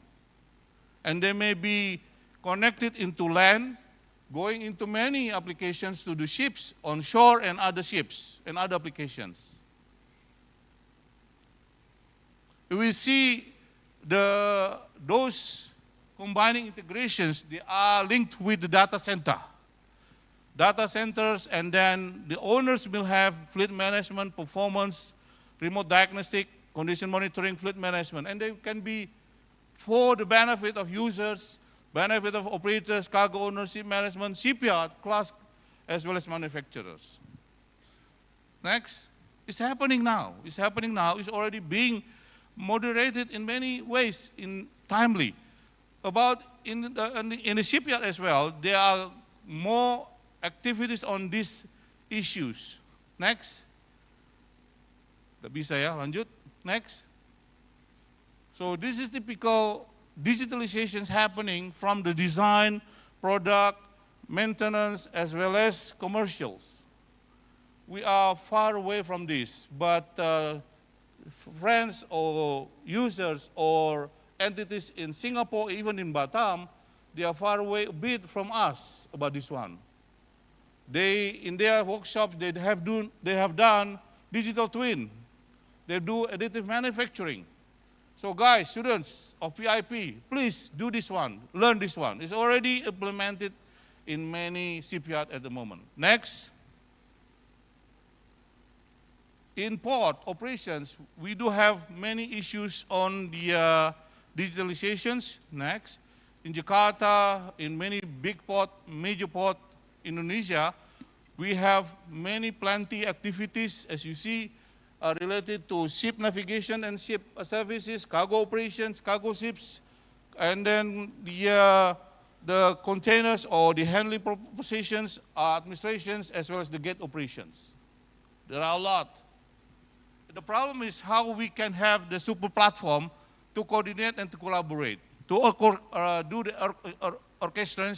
orchestrations of these systems. Next. This is the enablers. You can see this is technical one that probably you like to have. Yeah, I will be going the TOS, CTOS, and PK TOS, buffer area system. And the one that Dr. Wisnu has already done is SAID PRIOC. It's quite effective at the moment, now being implemented. Next.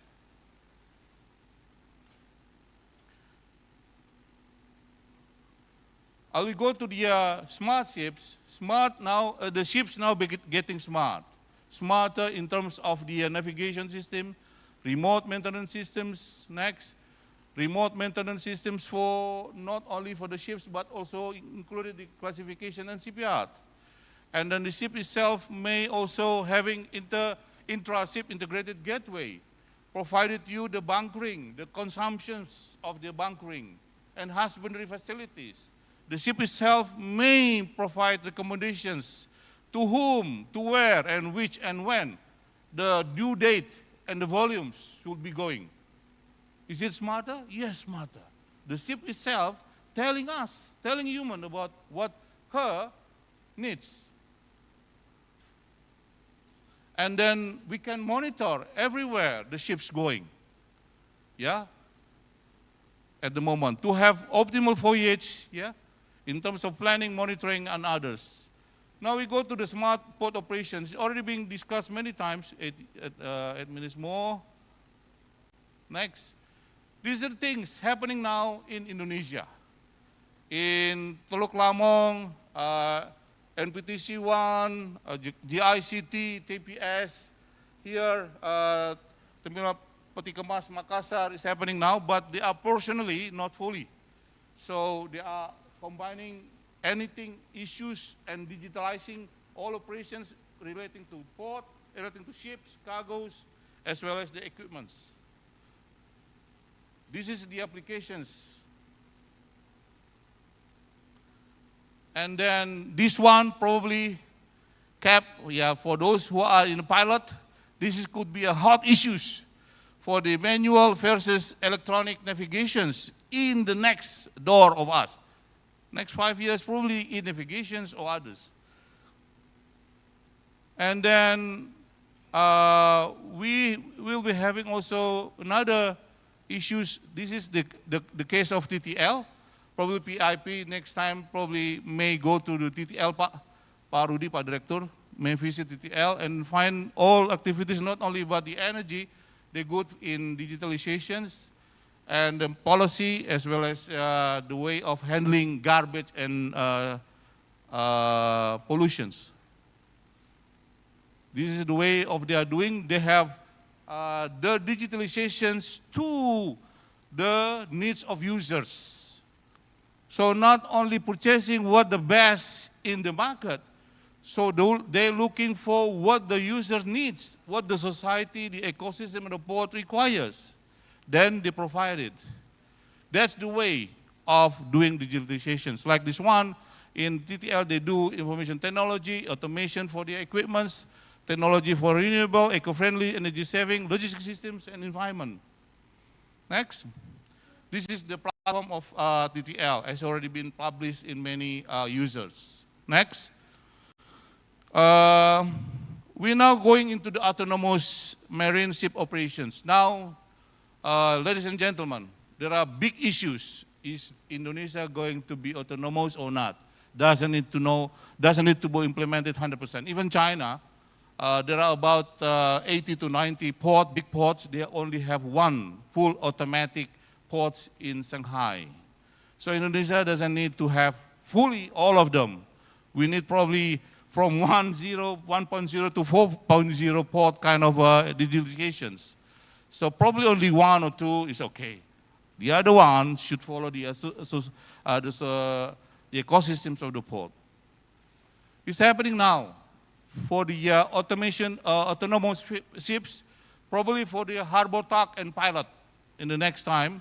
For the navigational survey for the conditional of the climate and meteorological issues. It's happening in Singapore, in Australia, in China, in Japan, probably in Korea. I see that those small vessels measuring the activities, conditions of the port. Autonomous, without man, these autonomous in port operations also happening in many ports. And in Indonesia, I think we have not fully automations, but semi-automations, like here in TPM, TTL, Semarang, NPTC1, they are semi. Semi meaning not only for the STS, but some of them, they do automatic carriers, they do also crane automated, but not fully. The other one, green technology. I will be going not only the fuel, but actually the green things, not only about fuel, but the issues of the energy, environmental friendly. The third one is waste and garbage management. This is the very important one also. And the third is conservation environmental impacts. And those three should supposed to be supported by the policy and commitment, which is quite weak at the moment. There are four issues talking about the green. I will be going not about the fuel, but a bit on garbage and management. Next.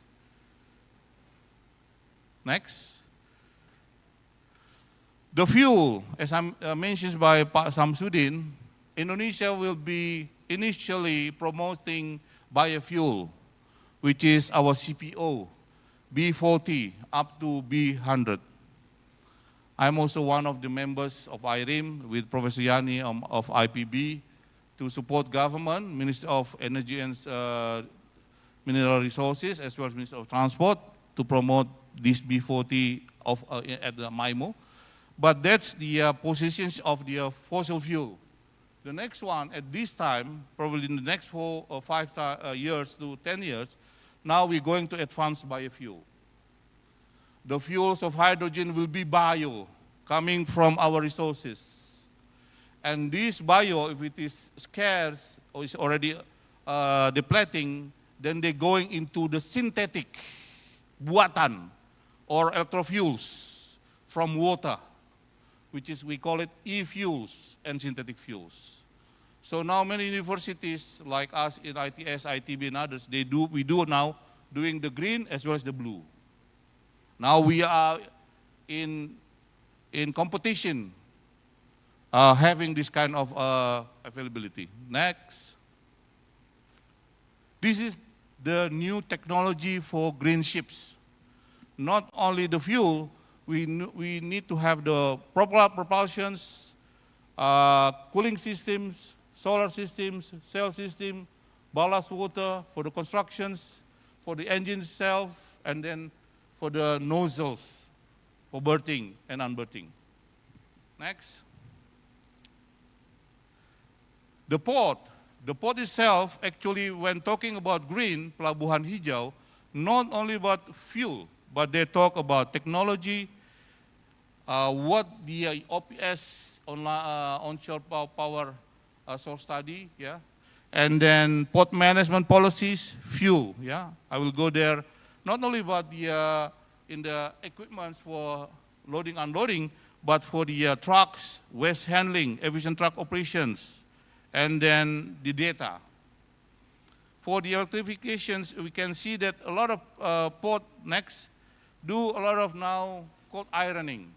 Not only OPS, we can see this is many ports at the moment already being something like 80% to 90%, but thanks to the government, we do have 62 terminal, 20 port, yeah, and it will be more 15 or 14. Next.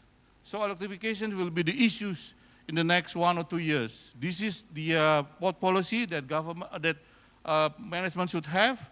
And then in terms of port power fuel, we will see next the distributions of fuel, not only fossil fuel, hybrid into the solar, wind, and hydrogen, and others. You can see. Next.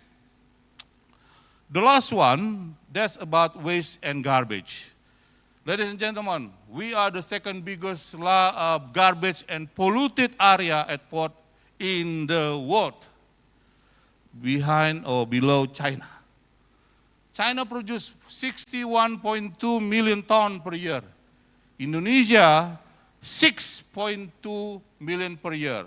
Out of the 3.2 plastics. And that's also, they are dumped, dibuang, on the sea.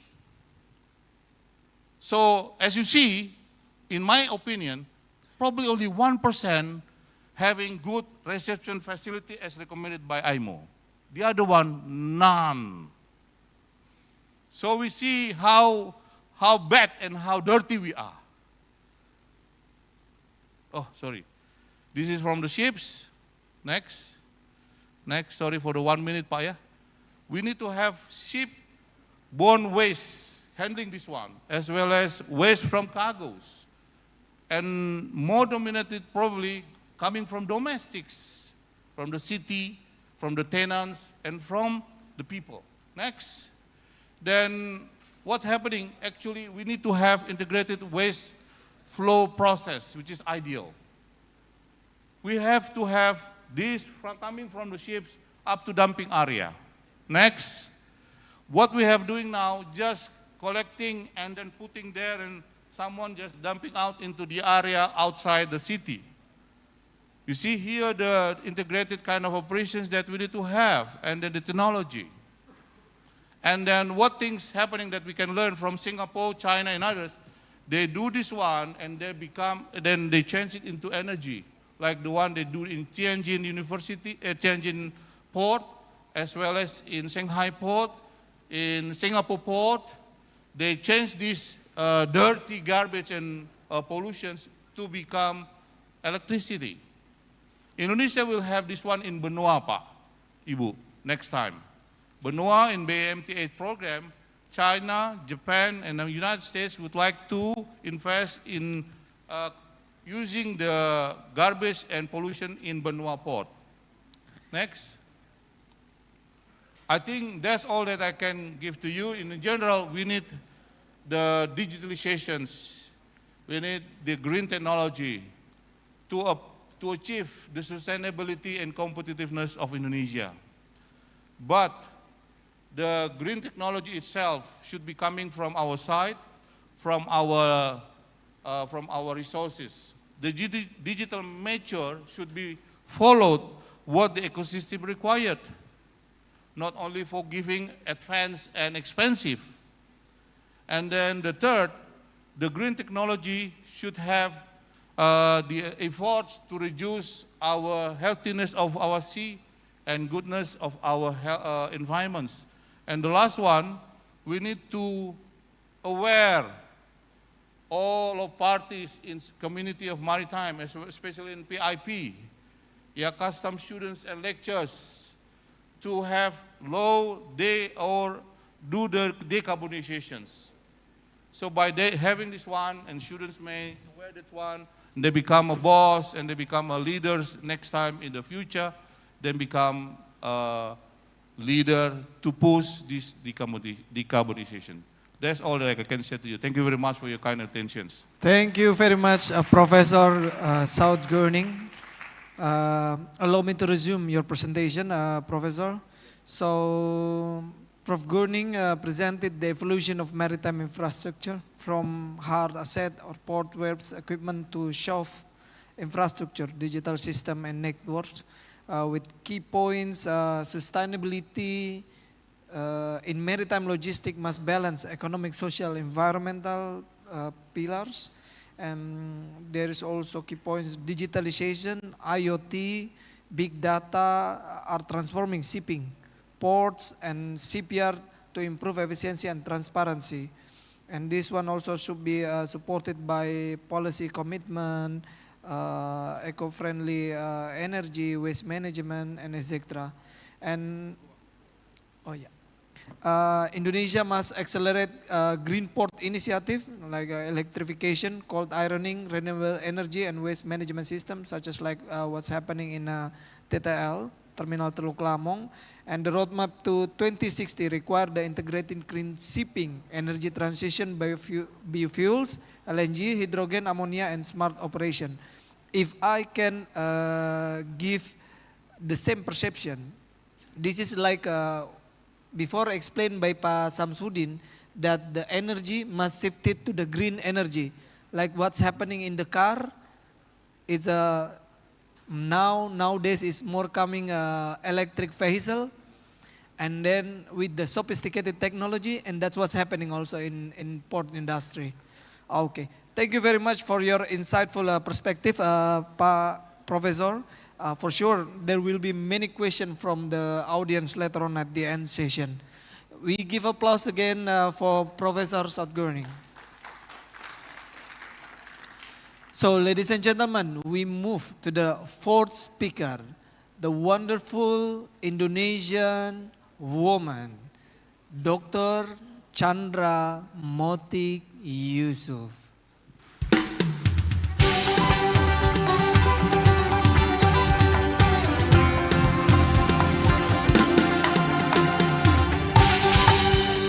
Dr. Chandra Motik, Bachelor of Law and Master of Law, a prominent legal and maritime expert of Indonesia. She earned her law degree from the University of Indonesia and complete her master's and doctoral studies at Kennedy Western University, USA. Dr. Chandra Motik founded the Indonesian Maritime Law Development Institute and has been a key figure in shaping Indonesia's maritime legislation, including the Maritime Law Bill of 1983. She also established a Women in Maritime Indonesia, or we call it WIMA Indonesia, and affiliated with the International Maritime Organization, and continues to champion women's leadership in maritime sector. So Dr. Chandra Motik will deliver a presentation titled Gender Equality at Sea, Women Driving Innovation and Sustainability in Turbulent Times. 20 minutes, time is yours, ma'am. We give applause for Dr. Chandra Motik. Thank you so much, Mr. Moderator, Captain Fendi, and good afternoon. I think it's already enough again. Ladies and gentlemen, first of all, allow me to express my sincere respect and gratitude to the Makassar Merchant Marine Polytechnic for inviting the Women in Maritime Association in Indonesia to be part of this prestigious forum. It is truly an honor for me, on behalf of WIMA Indonesia, to share insight on gender equality at sea, women driving innovation and sustainability in turbulent times. Ladies and gentlemen, we are living in turbulent times. The maritime industry today faces multiple challenges: climate crisis and marine environmental degradation, geopolitical uncertainties along shipping routes, digital and technological disruption, as well as post-pandemic dynamic and that reshape supply chains and the world of work. In such circumstances, resilience, innovation, and stability are key, and one crucial factor that is often overlooked is the role of gender equality. According to the International Maritime Organization, IMO, only about 2% of the global seafaring workforce are women.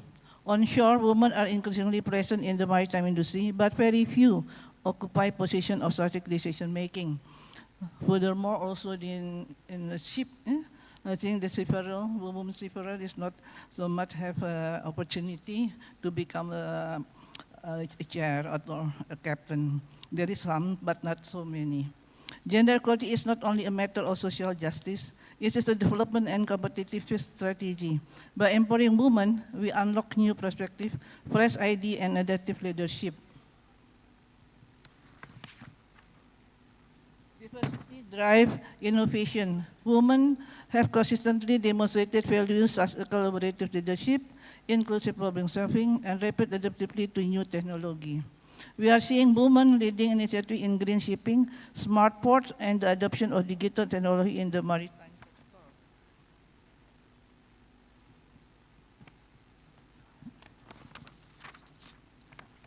Sustainability rests on the three pillars: people, planet, and profit.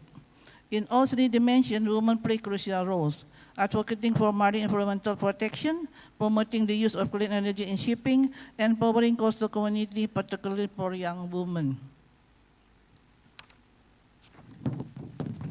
Globally, the International Maritime Organization, not IMO, through the Women in Maritime program, has provided greater opportunity for women to contribute and advance in the maritime industry. In Indonesia, WIMA, Women in Maritime Indonesia, also initiated concrete steps to strengthen the role of women in the sector. Therefore, our vision is to establish WIMA INA as an organization and partner on equal footing with all maritime stakeholders in Indonesia. Our mission is built on 4 key points. First, to review Indonesian maritime culture. Second, to enhance professionalism and strengthen the role of women in the maritime industry and service. To realize Indonesia is a true maritime nation. Third, to provide education to society on maritime matters. And fourth, to empower the wife and family of seafarers who are left behind while their husbands work at sea.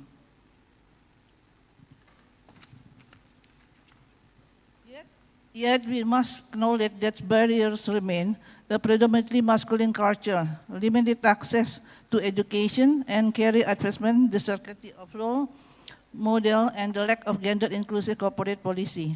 Overcoming these challenges requires a collective commitment.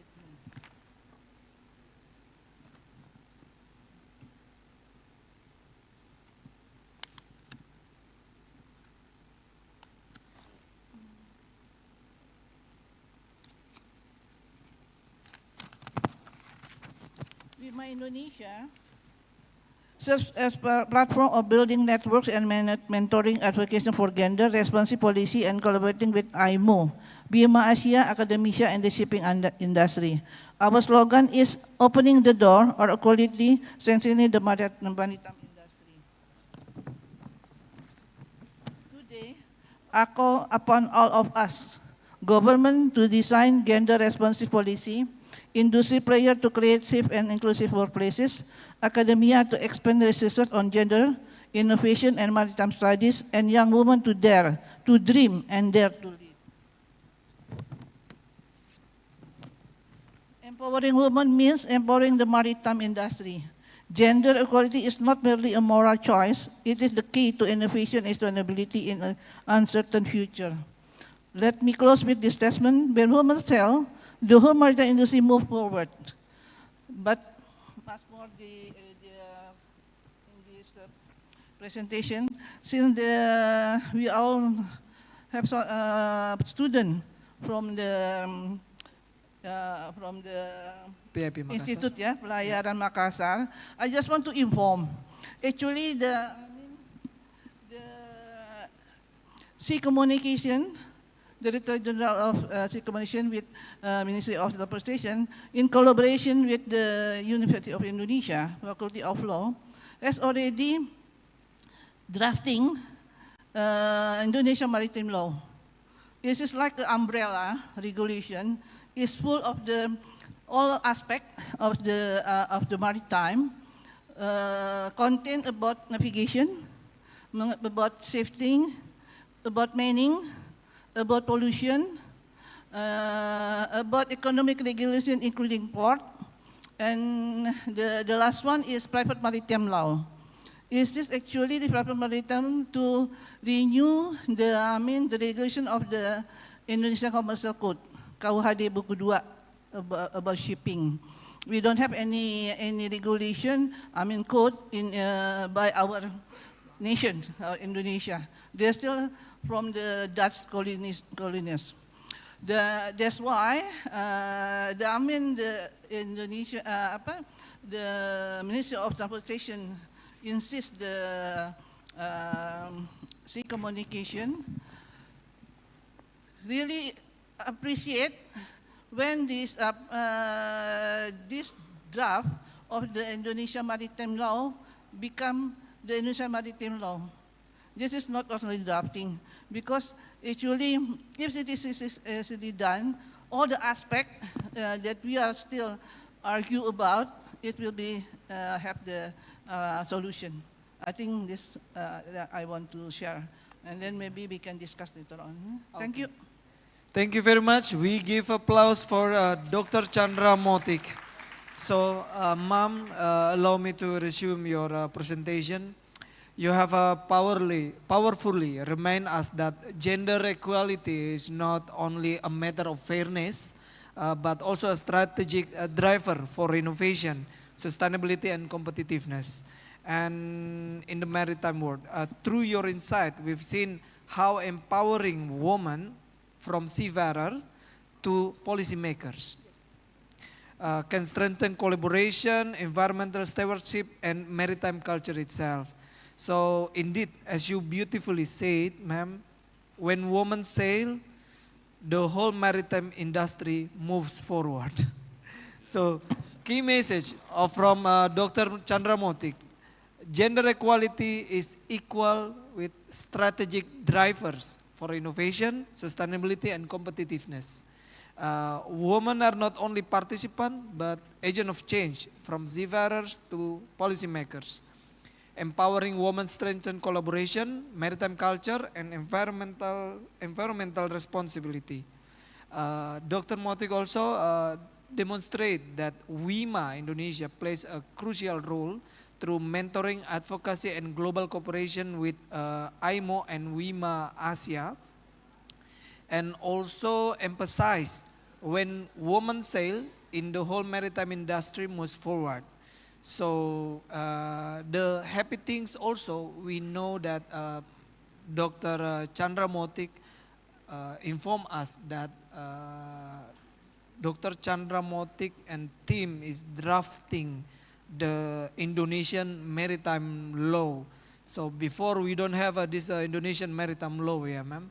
And this is gonna be also a long discussion because a lot of shipping industry require this law and concern about this law.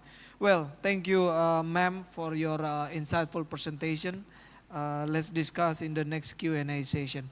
We give applause again for Dr. Chandra Motik. So, ladies and gentlemen, I have another superwoman, beautiful one, the fifth speaker, Dr. Rus Hardianti as MBA. Give applause for her.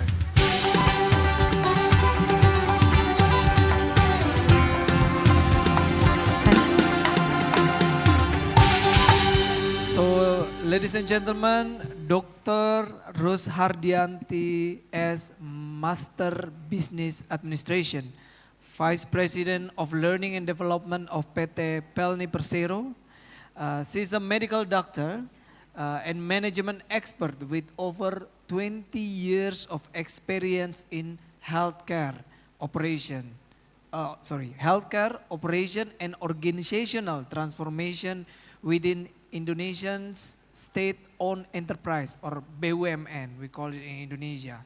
Dr. Rus Hardianti has successfully led digitalization, learning innovation, and sustainability initiatives, combining lean management or Kaizen, an AI-based learning system to enhance performance and efficiency across the Pelni Group. So, Dr. Rus Hardianti will deliver a presentation with title Implementing Green Shipping Strategies in Indonesia's State-Owned Passenger Fleet or Pelni. Time is yours, ma'am, 20 minutes. We will remind you at the end. Thank you. Thank you very much, Kapten Fandi. Bismillahirrahmanirrahim.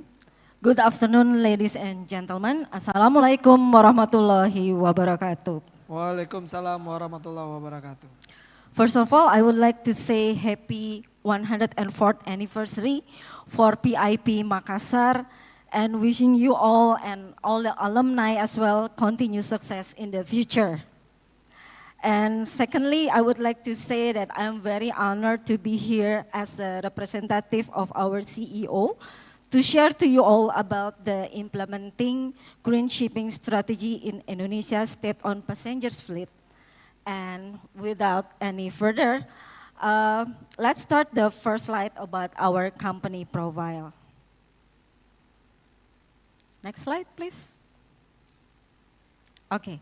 In order to achieve the Indonesian's government vision of the Golden Indonesia by 2045, with its 7 pillars of development, it is essential to strengthen sustainable connectivity across the archipelago.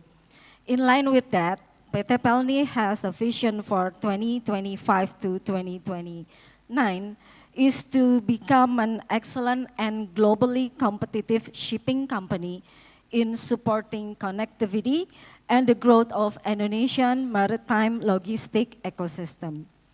As we saw on the picture that our routes serve almost the entire Indonesia region and reaching outermost remote and underdevelopment area as we known as 3TP.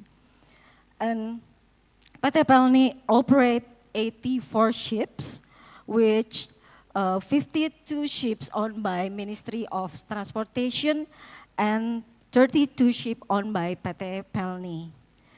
The majority of PT Pelni's fleet is dedicated to serving assignment and non-commercial routes so that the company receive compensation from the government in the form of funding for implementation of public service obligation or PSO, especially in our 26 passenger vessels. And in addition, we also receive subsidies for our 30 pioneer vessels, 9 sea-toll vessels, 18 feeder vessels, and 1 livestock carriers. We have 43 branches across in Indonesia, 306 terminal points, 357 port of call, and 1,111 segments. So PT Pelni plays a key role in reducing price disparity in the 3TP regions, while also supporting the government commitment to green shipping strategy that lower emission and promote cleaner ocean. Next slide. Next slide, please. Yeah, as we know that Let's talking about the global emission on shipping. We know that the greenhouse gas emission or GHG emission are influenced by 4 sectors. The highest one is the energy with 73.2%, followed by agriculture, forestry, and land use by 18.4%, industry with 5.2%, and the last is waste by 3.2%. And in the energy sector, one of the contributors to greenhouse gas emission is the transportation, which contributes 16.2% of emission. GHG emission in Indonesia are relatively high, with the CAGR of 3.4% compared to international shipping, which has 2%. And from the UNCTAD data 2023, we see that Asian countries represented by Indonesia and Malaysia still have increasing trendy for GHG emission compared to European country represented by Germany. One of the factors behind the increase of GHG emission is because of the Indonesian aging ships, and as well as the fuel types that has been used. Ships under Indonesian flag have an average age for 21 years. And in our company, in Pelni, our passenger ship age is over 30 years. The significant reduction on GHG emission in Germany actually is due to their national very strong strategy to renewal their energy and increase the improvement of energy efficiency as well as cut off the coal and nuclear power. Next. As I mentioned before that in our company, our shipping age are the 88% over 25 years old. And that will be our challenge for us. Number one is to mitigating the risk of vessel downtime. Secondly, it's to maintain availability of our spare parts. The third one is we are facing the operational cost inefficiency. And the fourth one is the risk of operating aging vessels. As a consequences, we face the increasing consumption of fuel and lubricants and increased emission of exhaust gases. And we always have to do dealing with the water pollution due to an outdated management system, as well as risk of oil and waste leakage. Next. They are main pillar of green shipping strategy. Next. The first one is alternative fuel and energy sources. Our first steps that have been done in Pelni is to start our green shipping journey with the mandatory program from government that requires the use of a fuel blend consists of 30% palm-based biodiesel and 70% diesel, or we call it B30 in 2020. And we aim, and in the February 2023, we already used the B35. And actually in this current year, in January 2025, we already used the B40. And we aim to continue B100 in the future. Next. Second pillar is about the energy efficiency and emission reduction technology. What we've done is we have a tight schedule in predictive maintenance for our ships, and we make sure that we do the repowering our main engine. We periodic overhaul by CMS, and then we do internal combustion system calibration, hull cleaning and propeller maintenance, anti-fouling coating, and energy monitoring system. And by doing this, our internal study with our vessels resulting the decreasing of our fuel consumption, our fuel costs, and our fuel consumption for our main engine, as well as the emission. Secondly, we do install in some our vessel an energy-saving propeller system called Energy Proven. It is a cap that rotates with the propeller blades designed to improving propeller performance and to reduce rotational energy losses, and resulting the decreasing of percentage of our fuel consumption between 6 until 30%. Next. To ensure environmentally responsible operations, each vessel equipped with oily water separator, sludge tank, sewage tank, and we added ballast water treatment system for our ocean-going ships. And this is all to comply with IMO regulation, comply with the MARPOL Convention Annex 126, and also Ballast Water Management Convention requirement, and form part of the Petapelni commitment to minimize marine pollution and supporting sustainable shipping practices. Next. The third pillar will be digitalization and smart shipping. So we use a digital vessel monitoring system, or VMS, which enable us to have a real-time tracking of speed, fuel consumption, and voyage routes, as we can monitor from our operation room. So in the whole Indonesia, we can see all the activity in our operation room, which helping us to optimize operation as well as environmental performance. And the integration of our VMS support compliance with Ministry of Transportation for data collection and carbon intensity reporting. Next. Overall, our fuel consumption and emission trend in 2022 until 2024 by independent surveyor BKI, our fuel consumption has decreased both in total volume and in terms of efficiency, as well as our emission. This indicates that improvement in our operational efficiency and reflects that our green ship initiative is progressing, even though it's not yet perfect and we still have a lot of work to be done. Next.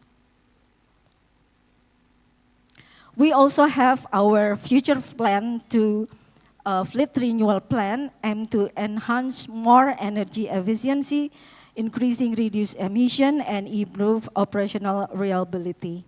In the near future, we will begin our new green shipping journey with building 3 new passenger vessels, 5 tugboat vessels, and by 2 commercial cargo vessels. And our capacity plan for the passenger vessel will be 1,000 packs, with the cargo capacity 15 to 75 TEUs and the crew around 74 to 100%. We genuinely hope for your all support and prayers are greatly appreciated as we embark on this green energy for sustainability. And this is only the design illustrative actually, because the actual design is not yet done, but we will have the onshore power connection and speed nozzle to improve energy efficiency, and also have the main engine with the multi-fuel engine, a hybrid engine system. And we will have the reverse osmotic system and also bulbous bow to reduce water resistance. Next. Penly sustainability framework guided by global initiative such as IMO, Paris Climate Agreement, MARPOL Convention, ISSB, TCFD, and as well as the SDGs. And we also have the Pelni ESG, in which current condition we adopt 2 SDGs in environmental, 6 SDG in social, and 1 SDGs in governance. Next. Framework and roadmap for our SDG 2025 to 2029. In this current year until next year, we'll have the ESG quick win with a goal to understanding basic of ESG and ensuring the implementation of fundamental ESG principle across all levels of the company. And next milestone will be 2027 to 2028 with the goal measuring and strengthening the positive impact of ESG. And next, for 2028 to 2029, we'll have the ESG Excellent with goals to become a leader in ESG transformation and sustainability that can provide a long-term benefit. Next. The fourth pillar is about circular economy and waste management. This is due to the environmental. What we know that in 2024 that the ship waste production, as Prof. Gurning said, that we have 68,261 cubic meters garbage, and with the passenger about 5 millions. And as we know that the highest contribution for waste generated on board is coming from the plastic. And the plastic coming from the mailbox and as well of the drinking water. And the previously, our mailbox is made from PVC plastic, which is non-degradable and very harmful to the environment. But currently, we already replaced them with the food grade and degradable materials. The name is PP, in order to reducing the plastic waste and supporting our commitment to green shipping and the circular economic across the fleet. And for the waste management, we already separate the organic and non-organic waste in the, on the board. We place the bin on the strategic place so all the passengers can throw their garbage in the proper position. Next. Number 4 pillar still about circular economic and waste management. We do reuse, reduce, and recycle. We do schedule for repair process where we reuse certain spare parts that remain functional as part of our effort to reduce waste and promote circular resources use. For reduce, we have a collaboration with several final waste management facilities across different regions to ensure proper and responsible waste disposal. And for recycle, waste management process into various types of products where organic waste are for composting and non-organic waste for recycling into household and many more. Next. Still on for the environment, we support marine biodiversity conservation on marine life and coral reef preservation initiative. So we have a collaboration with certain university in order to do the coral reef preservation initiative. Next. For social, role of Pelni is to improving passenger connectivity and accessibility, also enhancing logistic cost efficiency. So the benefit for the government and society will be ensuring the accessibility and transportation for the public, particularly in archipelago region. Availability of freight transport services to 3TP region, overall availability of essential goods and staple goods, reduction in price disparity in essential goods and staple goods, facility for promoting and marketing regional flagship product, and to increase regional investment, particularly in enhancing value-added activity as return cargo. Next. Our last pillars will be the regulatory compliance or governance.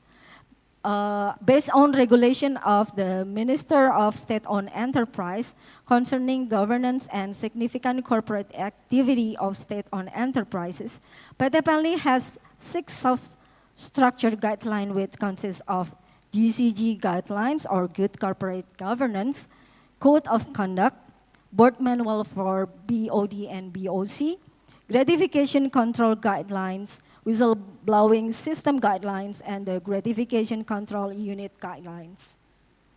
Next.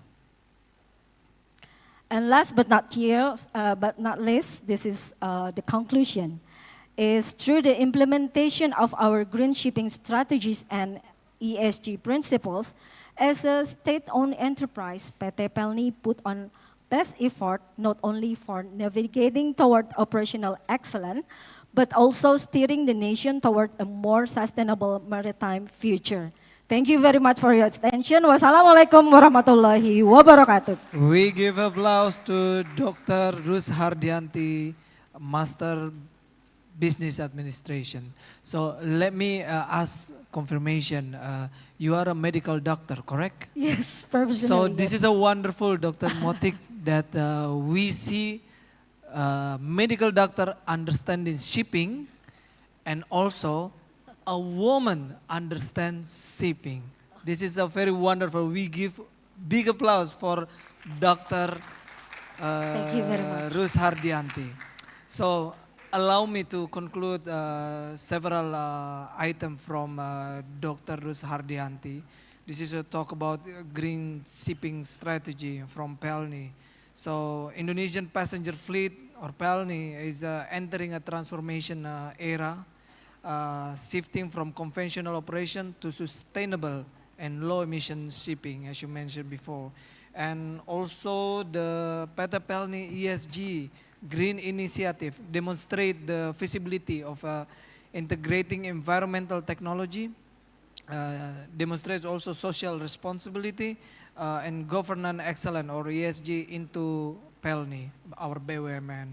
And also modernization, innovation and collaboration with the government and international partner are crucial to achieving net zero emission by 2060 or sooner.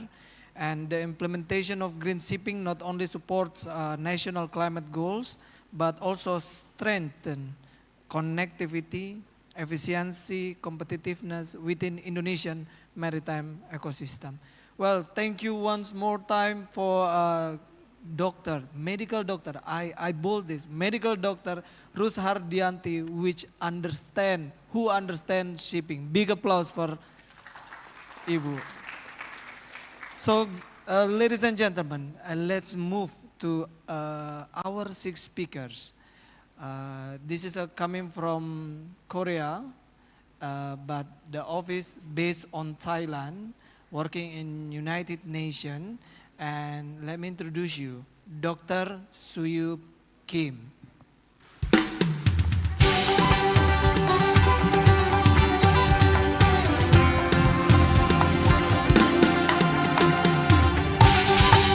So Dr. Suyup Kim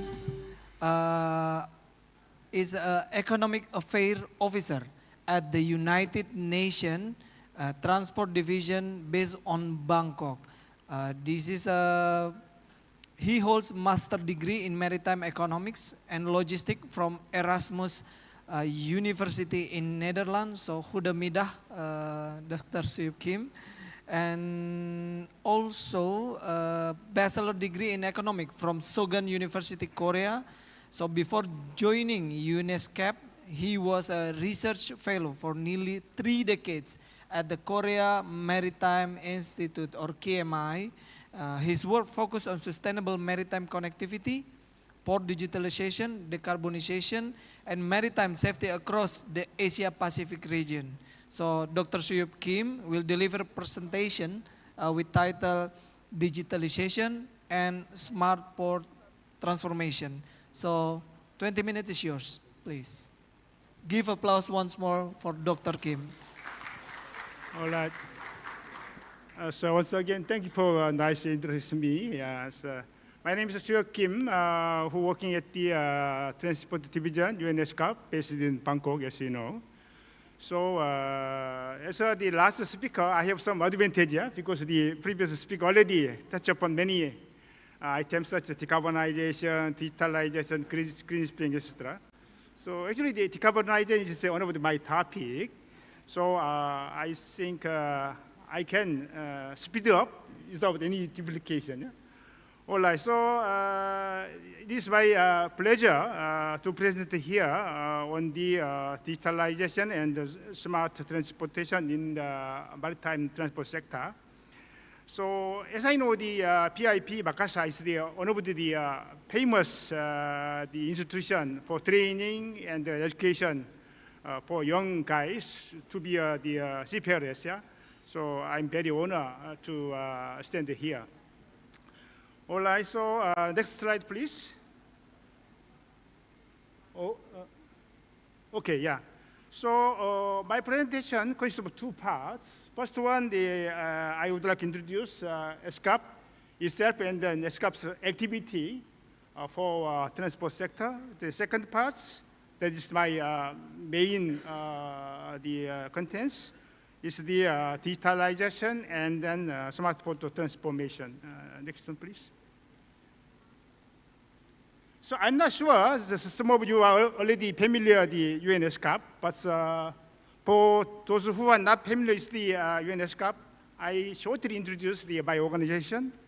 The ESCAP is a stand for Economic and Social Commission for Asia and the Pacific. We have one of the 5 regional commissions of the United States nations. Our large region, including 53 member states and 9 associate members, including Hong Kong and Macau, etc. Yeah? And then our region represents the 40% of the world land area and also 60% of the world population. So as you see the map, behind the bottom of the right side, the black color is the representative of the ESCAP members. So most of the Asia Pacific members belong to our members. So next slide, please. ESCAP actually established a regional action plan for sustainable transport development through the ministerial conference in December 2029. Our regional transportation agenda is built on 3 main pillars. First, the resilient and then efficient network, which focus on the economic efficiency and then modal integration.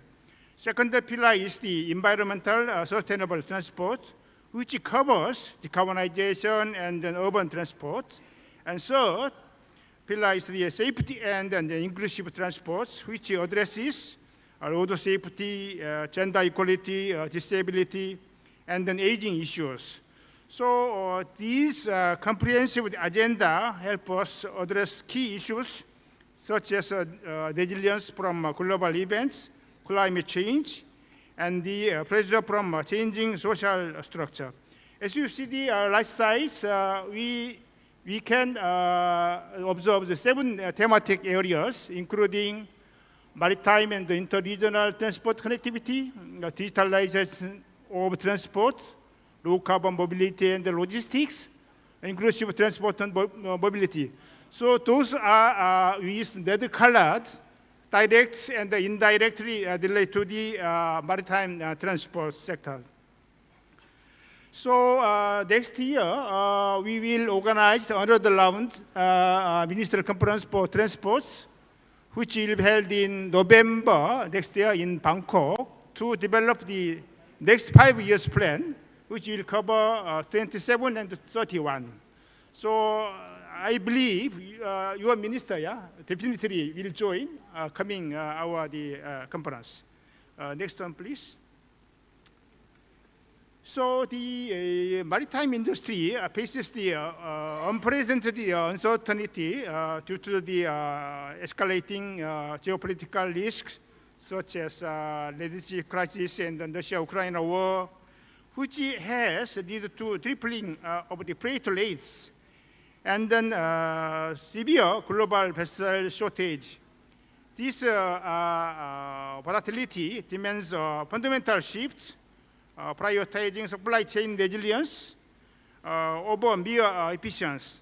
So digitalization and the smart photo transportations are therefore very essential, not just for cost reduction, but also for the industry survivors, enabling real-time crisis response and then long-term value creation. So next slide, please. I will, next one please, yeah. All right, so I will briefly introduce the mega trend and the challenges faced by maritime industry. The first major trend is the aggressive push forward to the decarbonization driven by IMO. So already many experts touch upon the IMO issues or MBPC, etc. So I will skip this one. And then in order to respond to the IMO requests, we need massive infrastructure invest and then present significant safety and supply chain challenges, particularly in bunkering new fuels. Already we mentioned a lot of the alternative fuels, ammonia, hydrogen, etc. Yeah? So crucially, decarbonization is intertwined with digitalization. Technologies like AI-driven route optimization and then predictive maintenance are indispensable tools for reducing fuel consumption and achieving these ambitious environmental targets. I believe the MBPC meeting currently underway in London will provide the momentum for the implementation of the net zero framework. And then let's wait here, what happened there. And then maybe we can see detail of the results. I hope maybe next week, yeah. All right, so next one, please. Another mega trends. Please, next slide. All right, yeah. Another mega trend is the as you see, the supply chain complexity and the geopolitical risk, technological innovation, and the digital divide. So I will briefly introduce one by one. Geopolitical risk expose the flaws of our analog paper-based logistics system. Transparent, real-time digital platforms are crucial for managing digital risks and rebuilding robust supply chain. On the technology fronts, while autonomous ship, already my colleague mentioned then, and then the automated terminals are transforming operation. Their full development is stalled by non-technical issues like evolving regulation and then legal frameworks. Finally, we observe a significant digital divide, particularly among small and medium-sized enterprise, which create a systematic inefficiency across the entire ecosystem. So this integrated environment also necessity building strong cybersecurity defense against the new threats. So as you see, three categories of the mega trend and the challenge. We have to respond these challenges. All right, so next one, please. Okay, so decarbonization and then smart vessel place new demand on our workforce. 81% of the surveyed seafarers report needing additional training to handle advanced technology and the safety risk associated with alternative fuels like ammonia or etc. Yeah? So the industry already faces a severe shortage of the qualified seafarers, especially the officer level in globally. The solution is to redefine the seafarers' role, shifting from physical onboard labor to remote monitoring and maintenance. This necessity modern training with technologies like virtual and extended reality, providing safety simulated environments to master new system and then emergency responses. So the PIP Makassar has some responsibility to training the young generation, yes, to be qualified the seafarers. Next one, please. So that is the summary of the mega trends in maritime transport sector. So from the previous my slides. So the challenges facing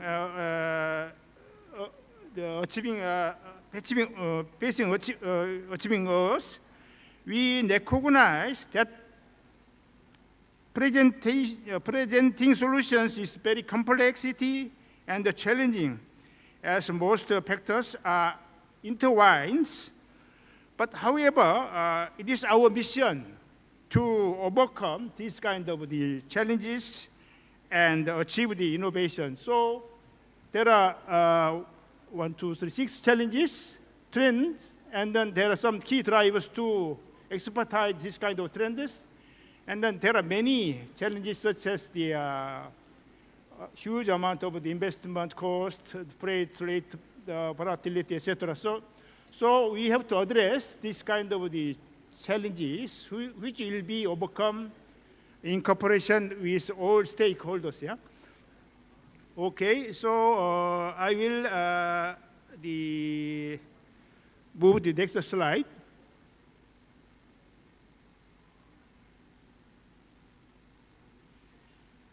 Okay, so as previously explained, digitalization of transport sector is one of our 7 thematic working area of our regional action program. To achieve this, ESCAP is carrying our specific activities, including analytical work, technical assistance, and the capacity building in collaboration with the partner organization and the donors. Among the studies on digitalization in maritime transport section, I would like to highlight the last one, the study on smart port reforms and the port digitalization in Asia and the Pacific, which was publishing in last year.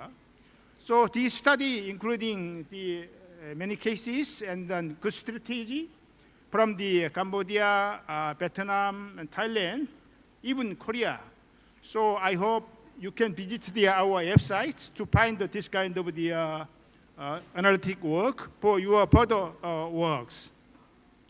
And then also for the capacity building workshop, this year we have organized many, but I would like to insert here three of things. So the last one, the capacity building workshop on port digitalization and then resilience of the small ports in Asia and the Pacific region, which will be held in first week of December in Bangkok. So Indonesia will be invited as a funded the country. So I hope some of them please join the upcoming our capacity building workshop to share your best practice and knowledge, not only the ASEAN member country, but also some Pacific island country, because most of Pacific island, their port is very, very small. Yeah? So as I know, Indonesia also there are so many small ports. So that's why we focusing to promote the digitalization in small port. Because the Tanjung Perak or Makassar has a capacity to implement their own, but small ports, still there are some gaps. So we try to develop the national and the regional strategy to promote the digitalization and the resilience, focusing the small ports. Next slide, please.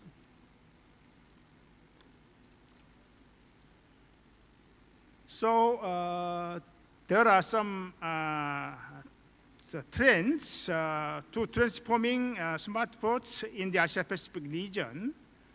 So Asia-Pacific region is a global leader, yeah, as you know very well, holding around 40% of smart port market share we have. So we see strategy among key players. Maybe you know the Singapore Transports, which is one of the top container ports, moving toward tool automation using AI and then electric AGVs to cut not only emission CO2, but also aiming to become a digital hub. China also one of the leading country in terms of the digitalization. Ningbo Josa and the Qingdao Port Group heavily invest their budget to transforming their traditional port to smart ports. So they are deploying remote-controlled cranes and then autonomous trucks on the massive scale. So as you know, China is the one of the advanced country in terms of the digitalization and then the automation. The Republic of Korea also focusing on technology, localization through the Gwangyang ports and then Busan ports. So through the cooperation with government and the private sector, they already are launching the fully automated container terminal in Busan ports. I hope maybe later we can go there, yeah, to see what happened, not only China but also Korea and Singapore, yeah, in terms of the digital transformation and the smarter transition. Next, please. Yeah, so this table outlines the key business field and their essential components. It highlights 4 main areas. First one, digital connectivity. Second one, the data-driven decision making. Third one is digital learning and training. Last one, cyber security. So those things are essential to develop the digitalization in your ports and then smart port transformation. So in fact, most of this kind of the technology we need are already either on the market or under development. So these challenges, as mentioned on my previous slide, page 9, in the detailed strategy, budget, and then human resources, and then system integration require to implement this kind of technology in your ports and then in your maritime sector. Next slide, please. Yeah. So while the previous slide, which covered the 10 essential items for transitioning to the smart ports, this slide focus on the technical elements. The graphic outline the 6 core technology that will transform ports into smart and then efficient hub. They work together in a cycling and an independent relationship. Automation P, the IoT platform, which is governed by data-driven integration control. This control is enhanced by AI service to create a digital twin, all running on a high-performance 5G network and an edge computing infrastructure. So already my colleague mentioned that the technology to promote the smart ports, we already have in the market. But one of the biggest challenges is that the budget and how we secure not only budget but also the human resource to implement this kind of technology in your system. The next one, please. So we have previously looked at the digitalization in port sector of Singapore, China, and Korea. This section will examine shipping companies, decarbonization, and digitalization strategy. So Maersk, CMA, CGM, Hyundai Merchant Marine, and MSC already introduced the many technology to accelerating their innovation or etc. So I will skip this slide because my colleague already mentioned for that. And then maybe this is one of my last slide. So there are some, next one please, yeah. Next slide, please. Okay. Yeah, so there are some policy recommendations which will be implemented by the stakeholders. So first part is responsible for public. The second part, working with the private sector.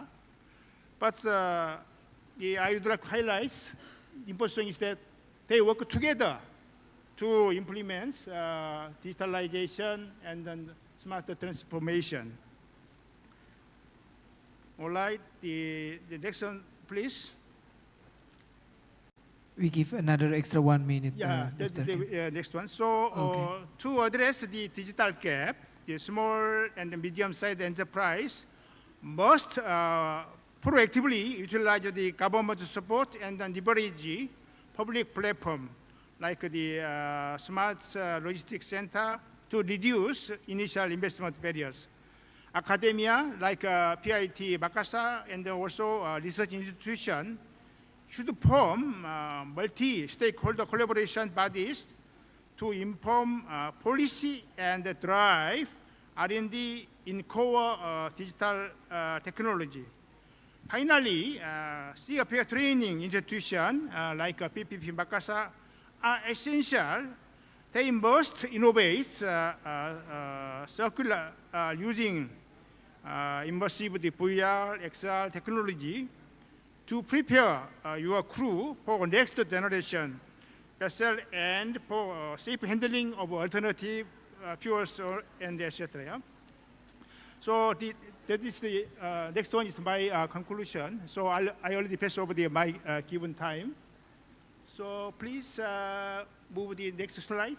Yeah, that's the conclusion. So in summary, the maritime industry faces the complex challenges, but digitalization offers a critical opportunity for sustainable growth. Key takeaways: adopting digital and smart technology is not just a technology choice, but a strategic imperative for resilience and a tool for fostering more inclusive and diversity workforce. So last, yeah, very simple, yeah? Let's move together. Yeah, that's all from my presentation. Once again, thank you for your kind attention, and then terima kasih. Yeah, thank you very much. Kamsahamnida for Dr. Sayub Kim. So, thank you very much for your presentation, Dr. Kim.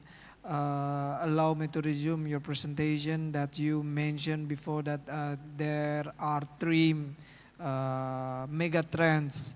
The first one is supply chain and geopolitics. The second one, technology innovation and structural change. And three is a digital divided and security threats. And Dr. Kim also emphasized that the maritime industry is facing unprecedented challenges, geopolitical risks and supply chain disruption, and decarbonization demands.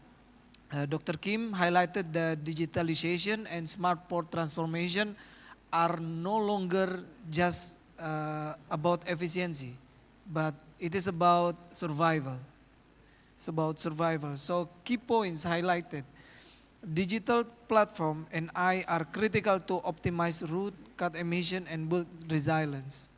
And smart ports in Asia, such as like in Singapore, China, and Korea, serve as a leading example of automation and digital hubs. And collaboration across public, private, SMEs, and academia is essential to bridge the digital divide and prepare seafarers for eco-friendly and technology-driven vessel.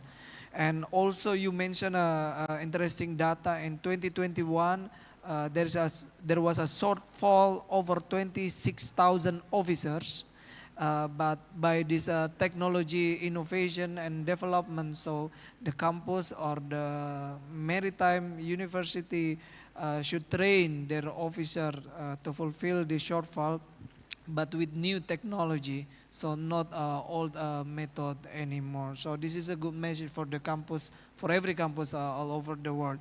Well, thank you very much for Dr. Kim for your insightful presentation and perspective. We give applause for Dr. Kim.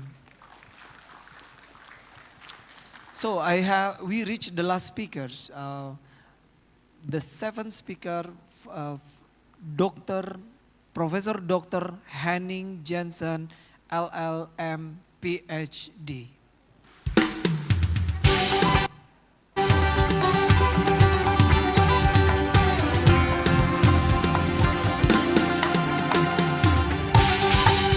So Professor Dr. Henning Jensen, PhD, our seventh keynote speaker, is a professor of maritime law in the World Maritime University in Sweden, holding the prestigious Nippon Foundation Chair in Maritime Law and Digital Change. He is a fully qualified lawyer from Germany and has previously taught maritime law and the law of the sea at university in Hamburg and Bremen. So this should be your friend, ma'am. And his expertise covers IMO Convention, EU or European Union Maritime Law, marine insurance, and the legal impacts of digitalization and artificial intelligence in the maritime sectors. Professor Dr. Henning Jensen will deliver a presentation with a legal aspect of maritime cybersecurity and related threats. So, Mr. Professor cannot attend nor offline, neither online, but he provide a recorded video for this conference. So the operator, you can display the video. Let's watch the presentation of Dr. Jensen. Excellencies, ladies and gentlemen, all protocols observed. It is my great honor to contribute to the 4th International Conference on Maritime Development. In the interest of time, I would like to go right into the topic, presenting here from the World Maritime University in Sweden and conveying my best regards to you on the topic of legal aspects of maritime cybersecurity. Now, speaking about cybersecurity is always related to other topics like critical infrastructure protection, in particular in regards to ports, but also other infrastructure related to the maritime industry. I would like to keep this talk to 20 minutes, a time at which I just started, by underlining that the topic of cybersecurity is currently identified, basically already for the past years, as the most important business topic of all.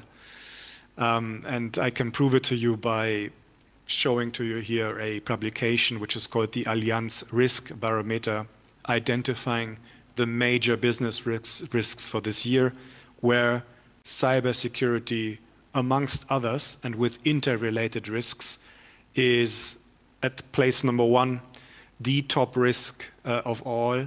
You see the other top 10 risks listed here. In a sense, they are interrelated, but cyber incidents, dedicated attacks on infrastructure via cyber and IT induced elements is the number 1 risk of the time that we are living in. I trust that you will be able to access these slides also later, so I will from time to time be a little bit more quick in the interest of keeping the talk to 20 minutes. Yeah, so the role of cyber as the most important risk is underlined in this report, and it's also not only a singular view, but a view across all continents. It is important to note the most recent developments in this area. I'm referring here to a recent study undertaken by Marlink. You see the source at the top, which has identified cyber attacks that are powered by artificial intelligence, where basically an attacker powered by AI would fight with a defender, hopefully also powered by AI, is one of the most important recent trends. And we are moving into a time where AI agents programmed by an attacker will try to find weaknesses, deficiencies in an IT infrastructure, and might then face a defender which is also AI-powered. Increasingly, the so-called Internet of Things, so connected products, connected items that are online, and the operational technology of basically every company that you can think of, every entity, whether private or public, including even things like pipelines, can be subject to an attack if it is connected to online systems. We also see an expansion of very professional ransomware attacks, where the cybercrime can be booked as a criminal service. Quite disturbing, but this is a trend, and I've listed it here at number 3. So I will not go into the other aspects that you see in the top 6 here, but we are moving into a time where we must be prepared for this attack pattern, and of course the maritime industry is not at all an exception to that. As underlined by a second and concluding example from this research monitored approximately 2,000 ships over a 6-month period, and they monitored the events that you can see here. The red highlighted number of 50 major incidents where ships were attacked subject to orchestrated cyber attacks is the most concerning number. It's not that surprising that existing firewall systems get continuously tested.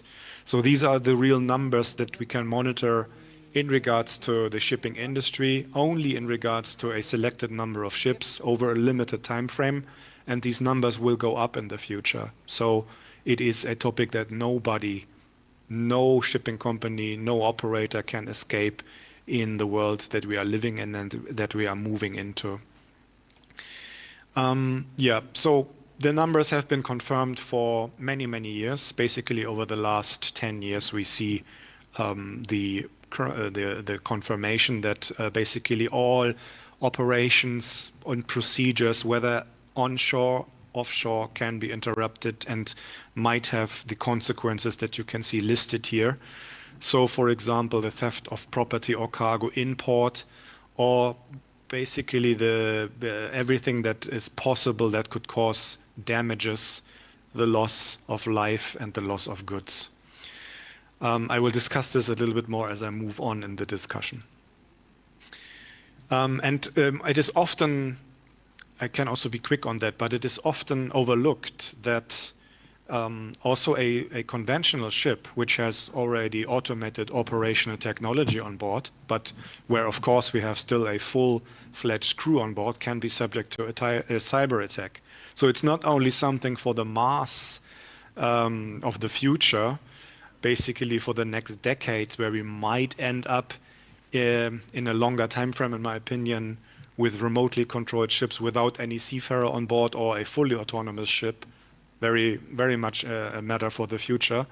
But lower levels of autonomy that we usually describe as mass levels 1 or 2 are a reality, or will be a reality soon, and they can of course also be subject to potential cyber attacks, and even something that would be below the mass level 1 can be subject to a cyber attack.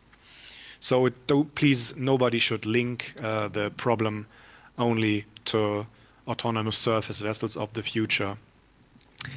BIMCO has correctly highlighted in the past that a decisive factor in being resilient against potential cyber attacks is the crew, and the way the crew has been trained and has been made aware of the related risks.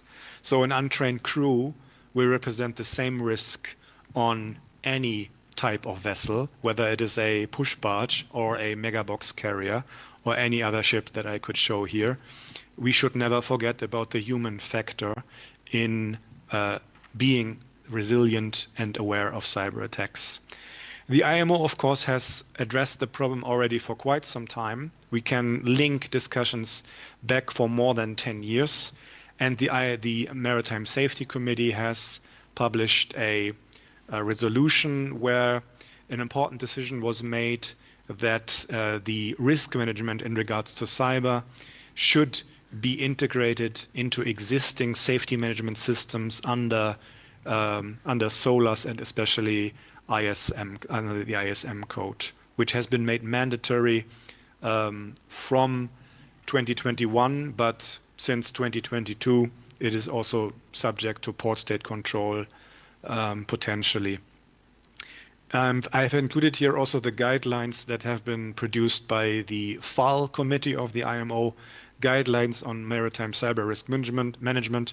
But the more important, I mean, they are both important, but the more important is the MSC resolution 428 or 98, where basically a decision was made that the risk management in regards to cyber should be integrated into existing safety management procedures and precautions, and thus are under the broad regulatory umbrella of SOLAS.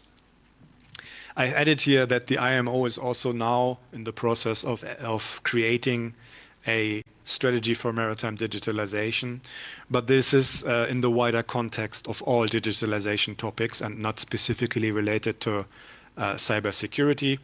But there are some voices in the industry or in academia that, because of the importance of the topic, call for a specific IMO cybersecurity code, just to highlight the importance of the topic. Okay. I need to be aware of the time, so let me please highlight the most important aspects that I would like to raise.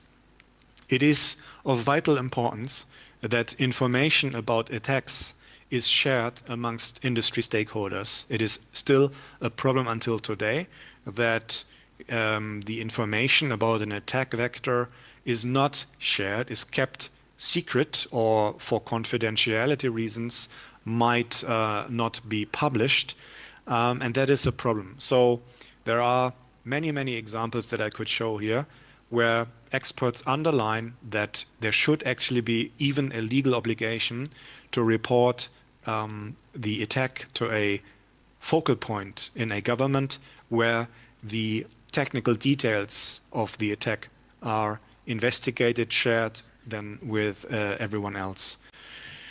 And the reason for that is that the potential fallout of these attacks is even more devastating than natural catastrophes. We have examples of cyber attacks which had a global dimension, and we cannot estimate the limits of such an attack. So the quote that you can see here is the comparison between preparing for something like a typhoon or hurricane, where you ultimately know the limitations geographically speaking, but a sophisticated cyber attack might spread all over the world. And that is why the sharing of information is such an important aspect. So this is, in my opinion, an important summary slide here. The sharing of information, the lack of reporting, is a problem, but it is known, it is addressed. It just takes time to introduce the relevant best practices and also mandatory legal routes for that. Then it is quite difficult to delineate cyber from a traditional or conventional risk or threat that we know in the maritime industry. I will just talk about that for a few minutes, but I will be very quick on the last aspect mentioned here, links to geopolitics and war, terrorism, sanctions. It would be a different presentation to follow after that. But of course, we cannot clear-cut the current political problems in the world from the topic of cyber, because it creates opportunities for geopolitical stakeholders to further their objectives. And at the very end of this presentation, I will just note and mention the developments at the public regulatory level. All right, so you must always have, in order to address the problem from a legal lens, an understanding of what a cyber event actually is. I have included here a definition. For any type of maritime contract, like a charter party contract, for example, we need to have a clear legal definition of what a cyber event is. And we need to have the fallback, that's the solution here, on electronic means that are applied in that context. An important element here that a cyber attack is always happening without the consent of the attacked.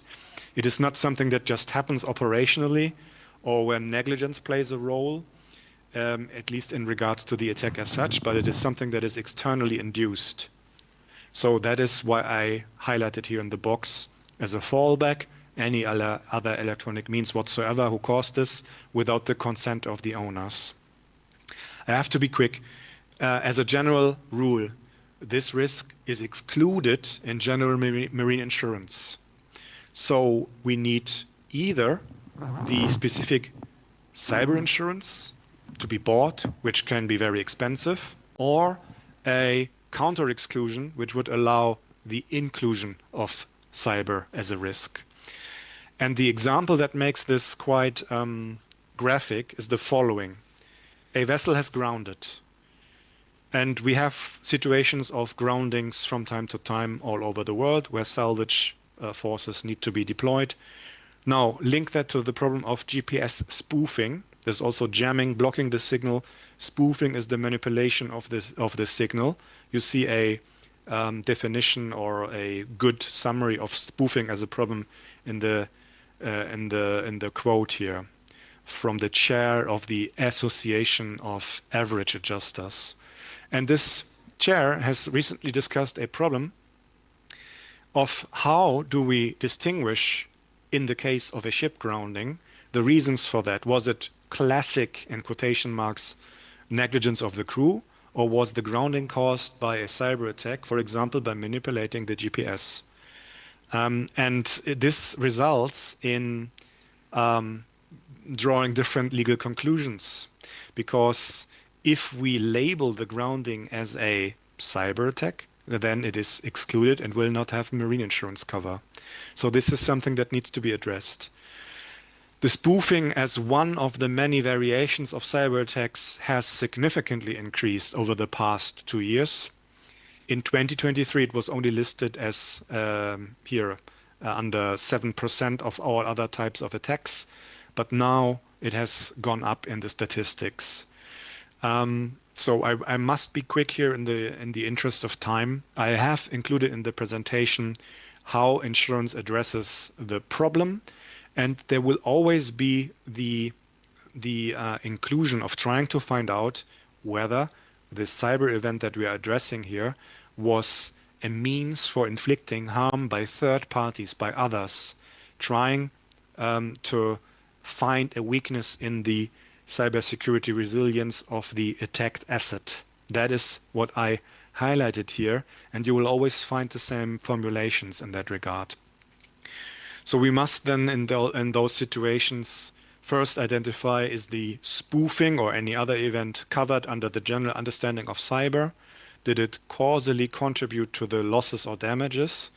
And ultimately, was it also used as a means for inflicting harm, which will be very difficult to prove for insurers if they want to be basically outside of any coverage, and that is why they are so reluctant to include cyber as a general risk, because it will be very difficult to delineate this from the general problems caused by conventional navigation and negligence that we know already for hundreds of years.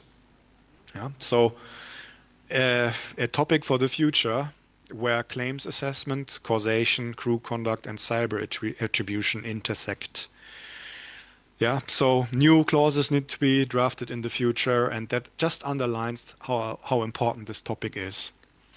Okay, I'm trying to be in the time. Of course, the industry, especially classification societies, have reacted to the problem and are continuously also updating their recommendations, which you can find, for example, in the Unified Requirements E26 and also 27.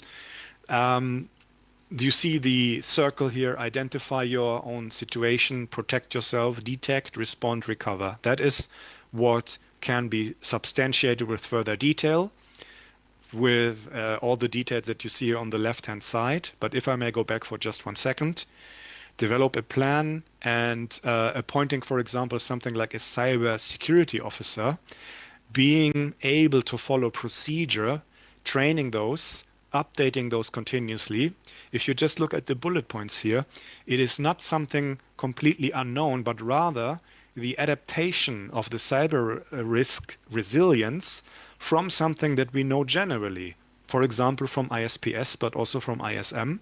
So I will always highlight in the context of those discussions that we do not completely reinvent the wheel to be cyber resilient in maritime, but rather we use existing approaches. And of course, we need to then add a few elements like updating a focal point from being not only a security officer to the designated cybersecurity focal point or officer or person. So I think this is the best approach to raise awareness. And important stakeholders of the maritime industry, like insurers, also regularly ask their clients, their members, of what they are actually doing in raising awareness and preparing their members and the people working on board of the ships for being resilient and being able to follow applicable procedures like the ones that I just highlighted. That is all underlined also by existing research, and sometimes it is quite easy to implement those elements, like having more sophisticated password policies, multi-factor authentication, everything that you can see listed here, following the regular updates, training the users. It's possible, but it must be done. All right. A special problem in this sector is the role of states and state sponsors actors here, which even more leads to insurers being very, very careful with underwriting cyber risks. So I'm just raising this here. It adds to the complications. Ports are also subject to attacks, as recent NATO research, for example, underlines. And it's basically possible to bring ports into the picture, and it's necessary as well. So we should never see ships and ports as being two segmented subjects when it comes to this topic, but rather interrelated topics. All right. I would like to be in the time, as I repeatedly said. Just a few last seconds on the public regulatory level. Many nations in the world have already introduced specific legislation in that regard. For the EU region and the bloc of 27 countries, I would like to mention here at the end the fact that we have a Network and Information Security Directive number 1 and number 2, which have established roles, procedures, not only at the private level, but also at the public level. This serves, in my opinion, as good role model legislation to take into account for states to be prepared for this topic, while they always have to find their own domestically applicable solution, of course. Concluding, we have enough proactive and non-binding sources available that help us to codify the related aspects and to make best practice standards and procedures on cybersecurity resilience mandatory step by step. So it is quite visible that hard law emerges from what was a few years ago soft law, but you must be aware of it. And this has happened at the IMO level, but the EU has also applied this approach for all industrial sectors. My last words are, non-compliance in this area can have serious consequences. It can result in a port state control deficiency. It is possible that a ship can be detained for not being prepared for that type of risk. But it is also something that of course affects the onshore management of shipping companies insurers, public regulators. Ultimately, we also look at the top here. And for the private sector, we see increasingly the management-related liability in that regard here as well. If you don't know what you're dealing with, it has potential serious effects in regards to what we label as due diligence requirements that need to be observed. So I hope that gave you a glimpse of the contemporary importance of the topic, how it is discussed in the maritime sector by various stakeholders and on various levels as well. I tried to mention the IMO, I tried to mention insurers, I tried to mention classification societies, and ultimately states that need to address this on the regulatory level, but it needs to be done. It needs to be done by the companies in the end, by our maritime stakeholders that transport goods from one place to the other and that call in the ports of this world. I wish I could have spoken longer to you and live, but I wish you all the best for the conference, and I am available if you have any question in regards to this talk by informing the organizers of the conference about my email address. Thank you very much, and best of luck for the proceedings. Well, ladies and gentlemen, give applause for Professor Jensen. So allow me to resume the presentation of Professor Dr. Henning Jensen. So Professor Jensen addressed the rising cybersecurity risk in the maritime sector. So the key point that he explained to us that is cyber attacks on shipping grown nearly 900% in recent years, targeting the IoT, Internet of Things, and the OT system, operating system, and supply chains. New threats include AI-driven cyber attacks, ransomware as a service, and GPS spoofing incidents. And also the most important for shipping industry, that insurance often excludes cyber events, creating legal and financial uncertainty. So this is also for Dr. Motik that we drafting the maritime legal. Maybe we can insert also regarding cyber security in our maritime law, ma'am. And also stronger regulation in is emerging. European Union Cybersecurity Act, NIS2 directive, and IMO guidance could evolve into bidding codes. Best practice, risk identification, contingency planning, and crew training must become part of due diligence to protect ship, ports, and global trade. So once again, we thank you very much for the recorded video of Professor Jensen. So ladies and gentlemen, now we already see the presentation of 7 of our keynote speakers. Since the beginning, the first speaker talk about the global context, IMO Net Zero Emission 2060, and the second speaker talk about the commitment and the implementation in Indonesia and also in creating regulation regarding to reach IMO Net Zero Emission in 2060. The third speaker also already talked about digital and green technology for sustained maritime infrastructure. And the fourth speaker, Dr. Motik, talked about the gender equality at sea, women driving innovation and sustainability.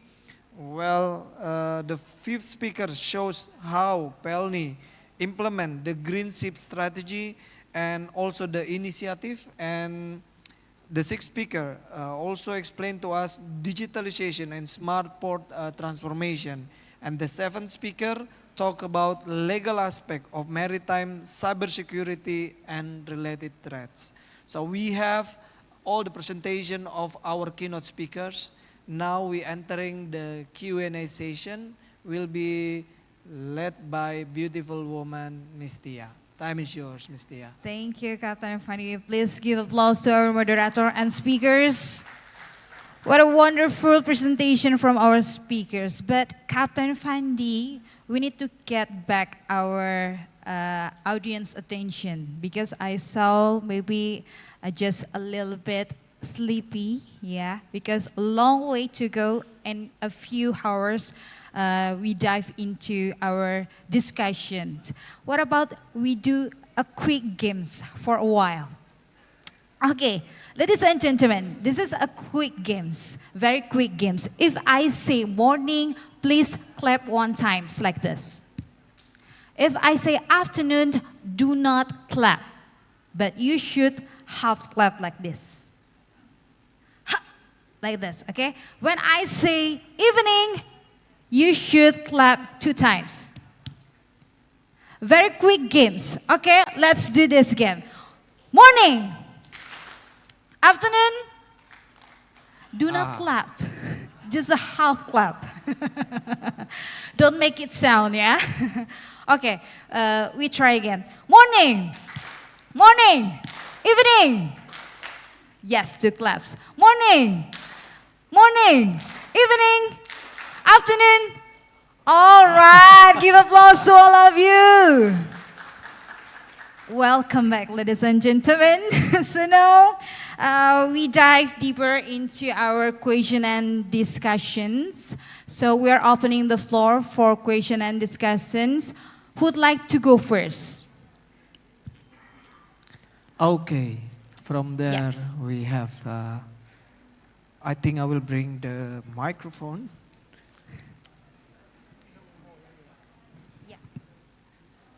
Yes, you can stand, sir. This is also my lecture before, Mr. Shukur. How are you, sir?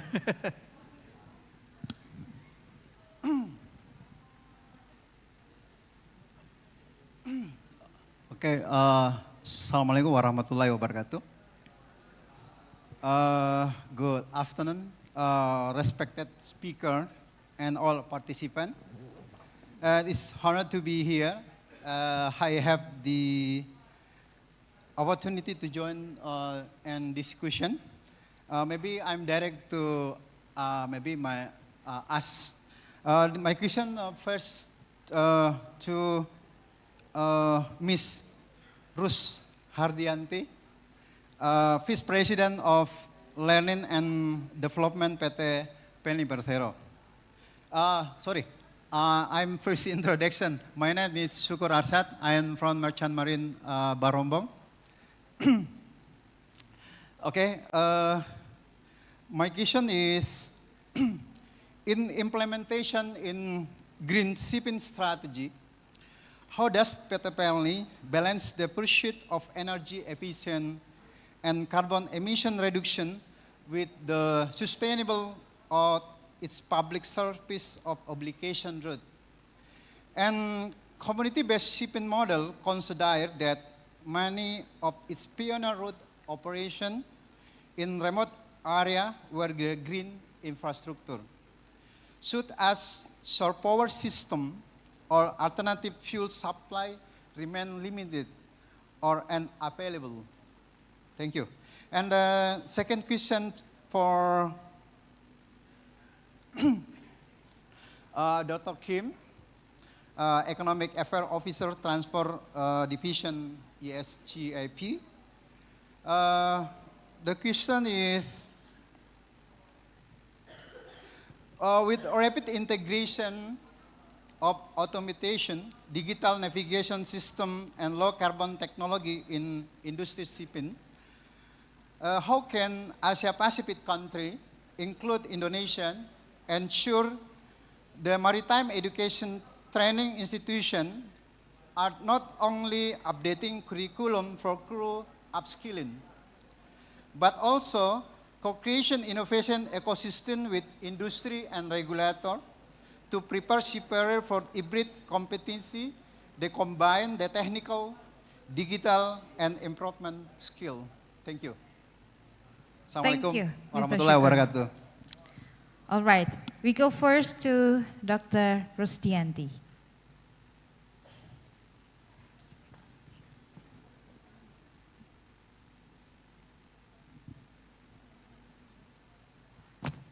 Thank you very much for the question.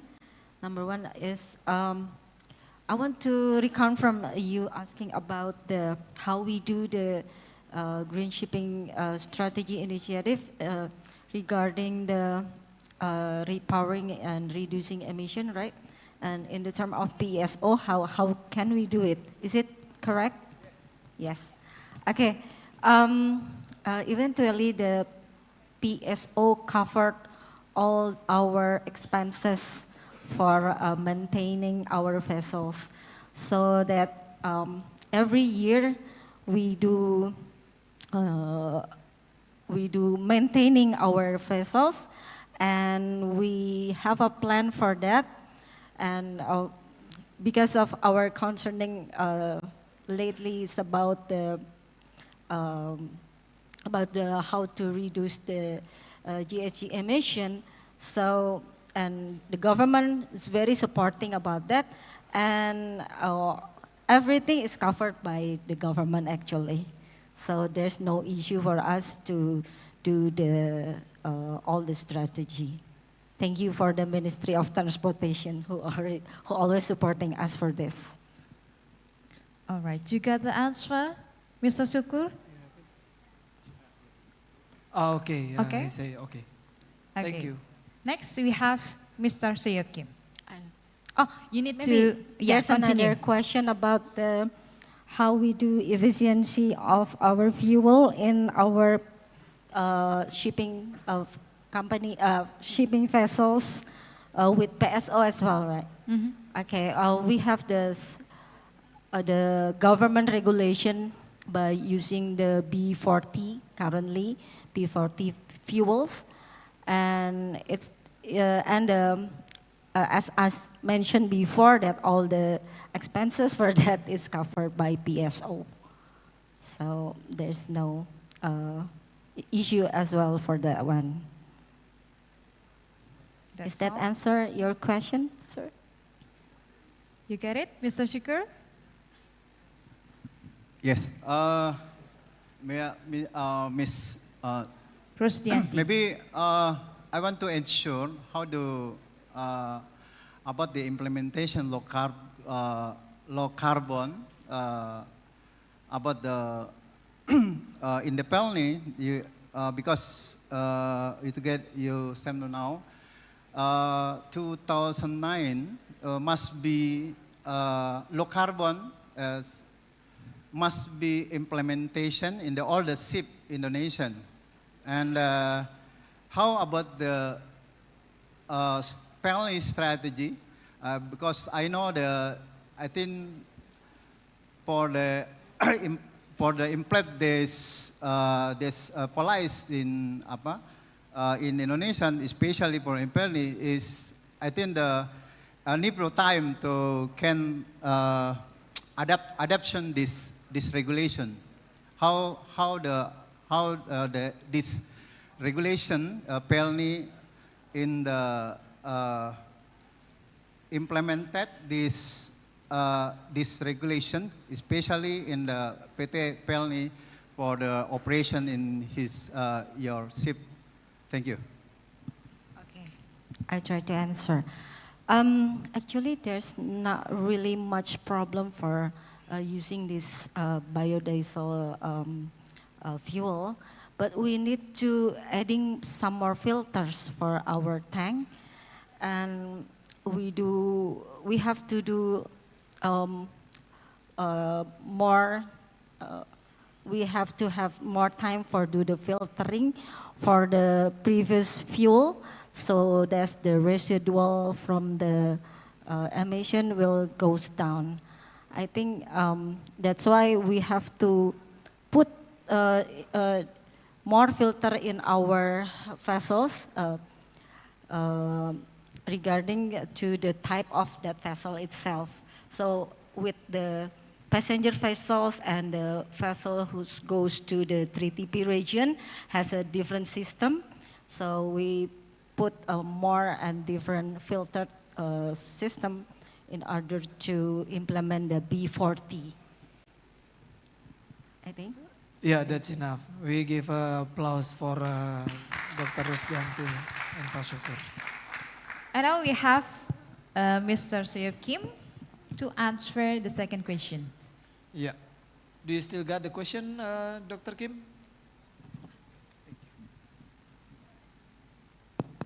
Hola, thank you for 주고야. Hola. So giving us a good question. So I would like to confirm again your question. So your question is that how to accommodate the new demands for training and education of the young generation, to beat the not only digitalization but also the alternative fuels, which is a very danger at this moment. So if my understanding is correct, I would like to provide the following. First one, we needed to identify what is the required technology to fit new demands, because there are many high-tech and also the alternative fuels as still risky. So we needed to identify first what kind of the competency we need to training the young seafarers, and then revise your curriculum to reflect this kind of the findings or conclusions from not only the shipping industry, but also the safety authority, and then the related shipping society. And then finally, we need to work together to secure required the budget or experts to develop the training program, also, etc. So I think the World Bank and then ADB or Japan, maybe Korea, and then the WMU can provide some technical guideline and then some cooperation project, I think. So I think we cannot to achieve what we want to do by ourselves. We work together. So if we are alone, you are very weak. But if we work together with all stakeholders, I think we can overcome this kind of the challenges. I hope my answer work for you. Thank you. All right, thank you. Mr. Shukur, you got the answer? Yes, he said it's now. Okay. We give applause for Dr. Kim. So I got a whisper from the community that the next question is from via Zoom, and the committee already sent you on your mobile phone. All right. We have the question from online, and I'd like to read it for our speaker, Dr. Motik. This is the question. Excuse me, ma'am. My name is Salsabila Ramadhani. I'm 7th semester from Port and Shipping Department and would like to ask some questions. What are the most recent examples of gender-responsive policies implemented by either the Ministry of Transportation or Port Shipping Company that directly address the barriers of limited access to education and career for women, as highlighted in the presentation?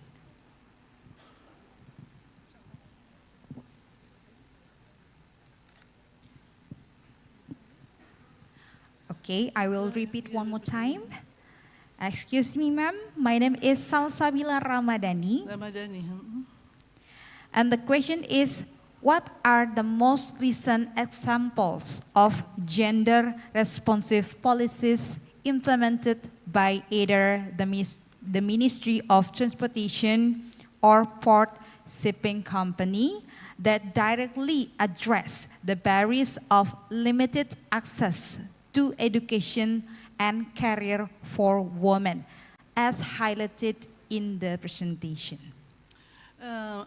I think actually in Indonesia, there is no difference between giving opportunity to the woman or a man. I think in my opinion and my experience, the ministry, even though also the shipping company, as far as I know, they give the opportunity to the same to us. Only the point is whether the woman wanted to take the opportunity.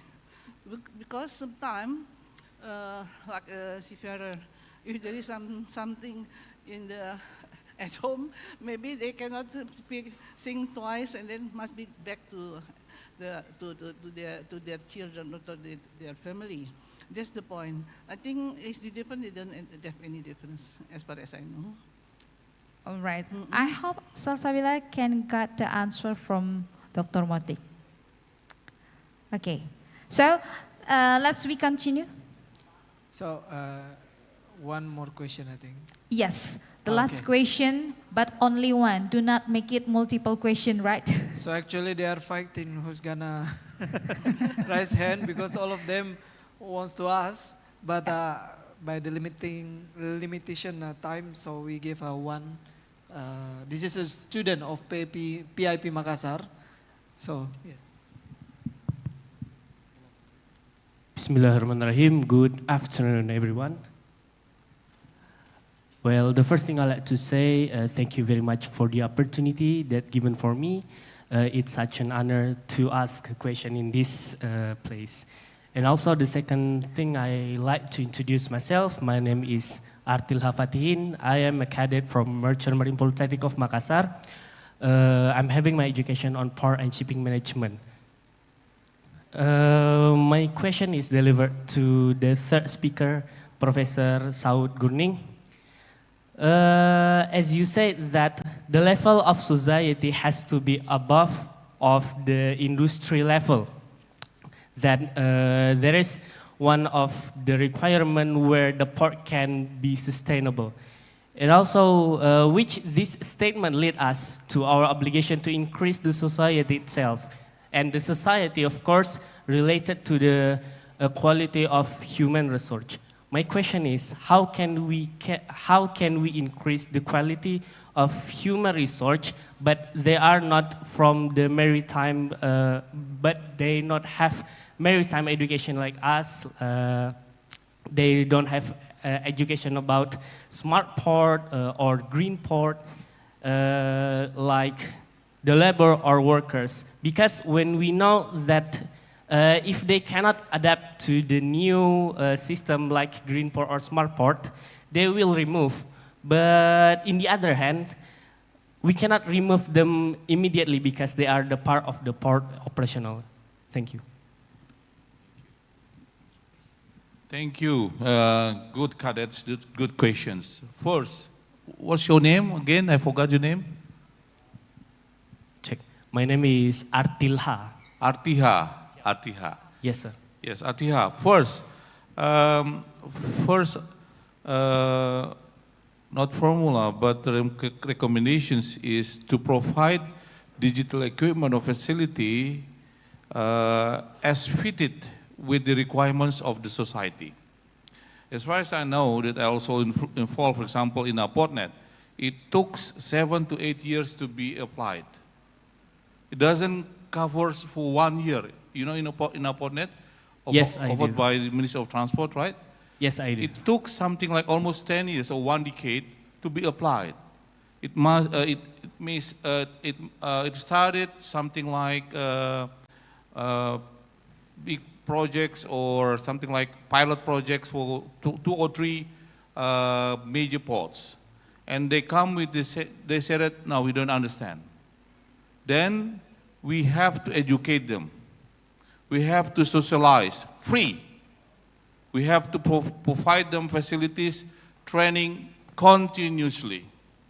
It happens for 1 or 2 years, as I remember. Then, when they become familiar, they come to the ideas, oh yes, this is what I need. And they may later on propose what actually they need. They say that actually we doesn't need those parameters or platform. We just need to this or that. Then you need to reduce. That's the first one. The second one, as you mentioned, is good.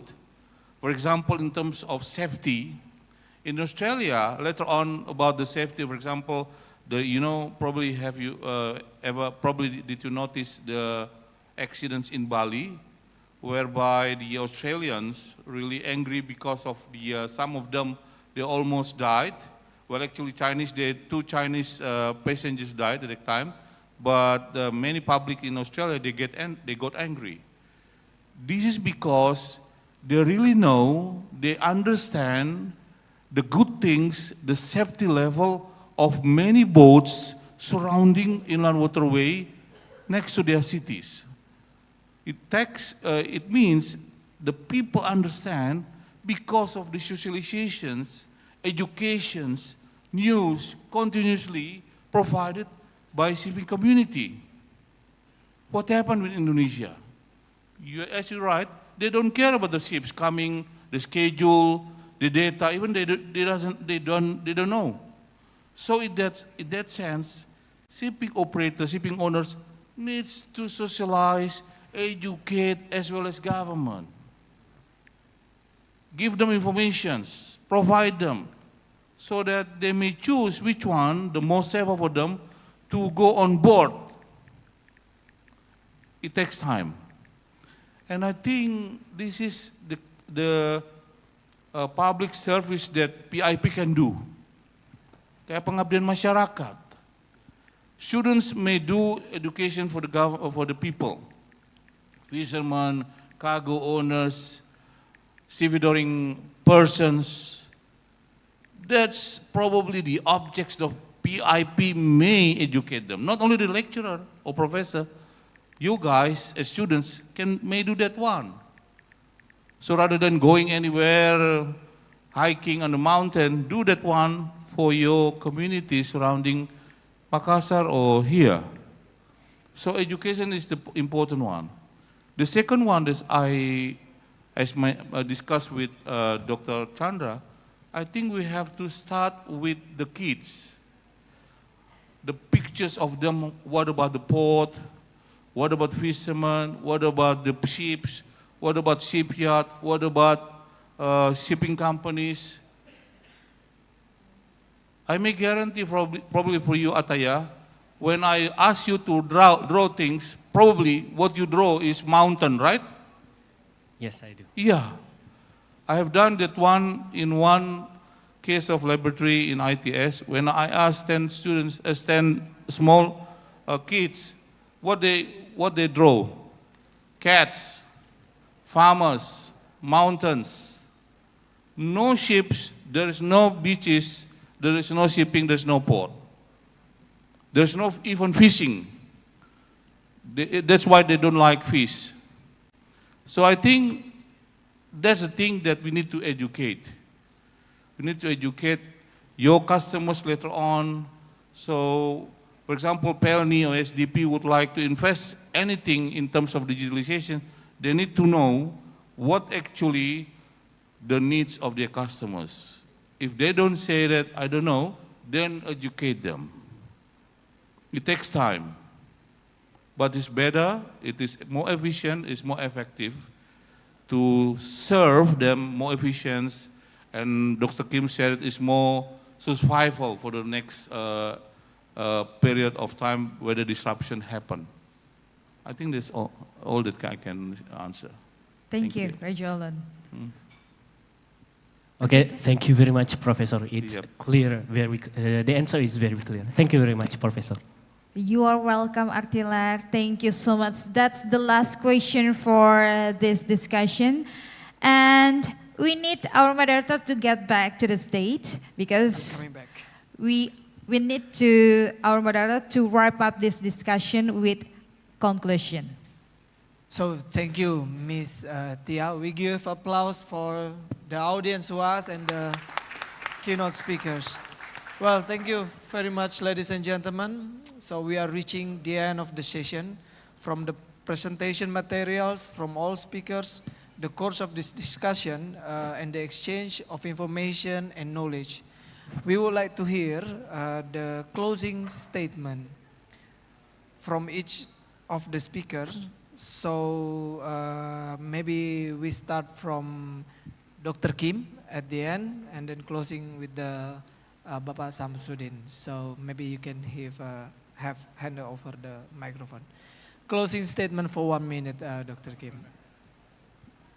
Okay, once again, I dearly appreciate your kind of support and the cooperation to make this event a success. Yeah? And then I dearly hope this kind of event continue with expand, yeah? In cooperation with other stakeholders, and then maybe sister university or related institutions. Yeah?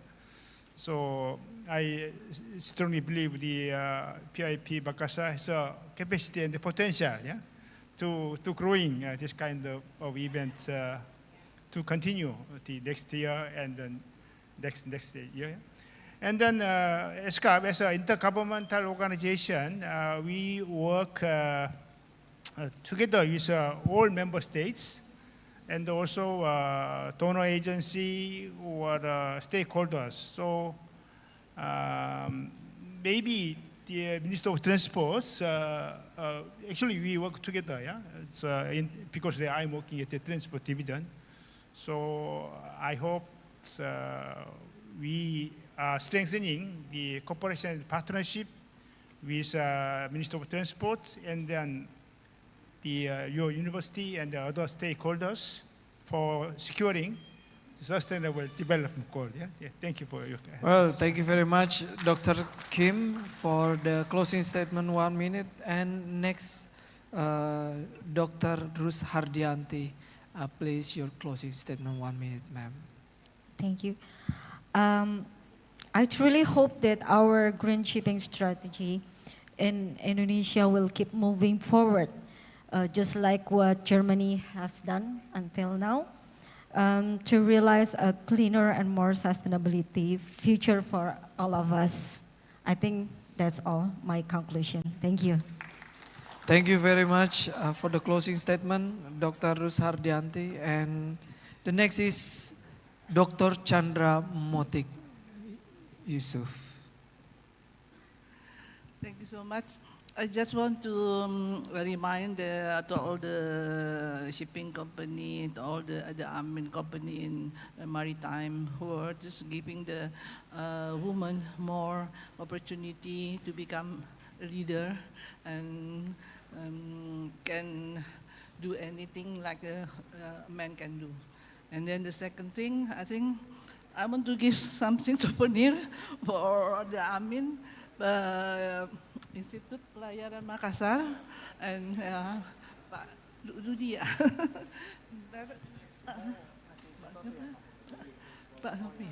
Pak Dudi, boleh sedikit ke depan Pak mau kasih sesuatu? Ibu, mungkin the end of the session okay, we have. Okay. End, ya? Okay. Yeah, because there is a placard and certificate for the keynote speakers, and also we will hand over exchange with that. Okay. All right.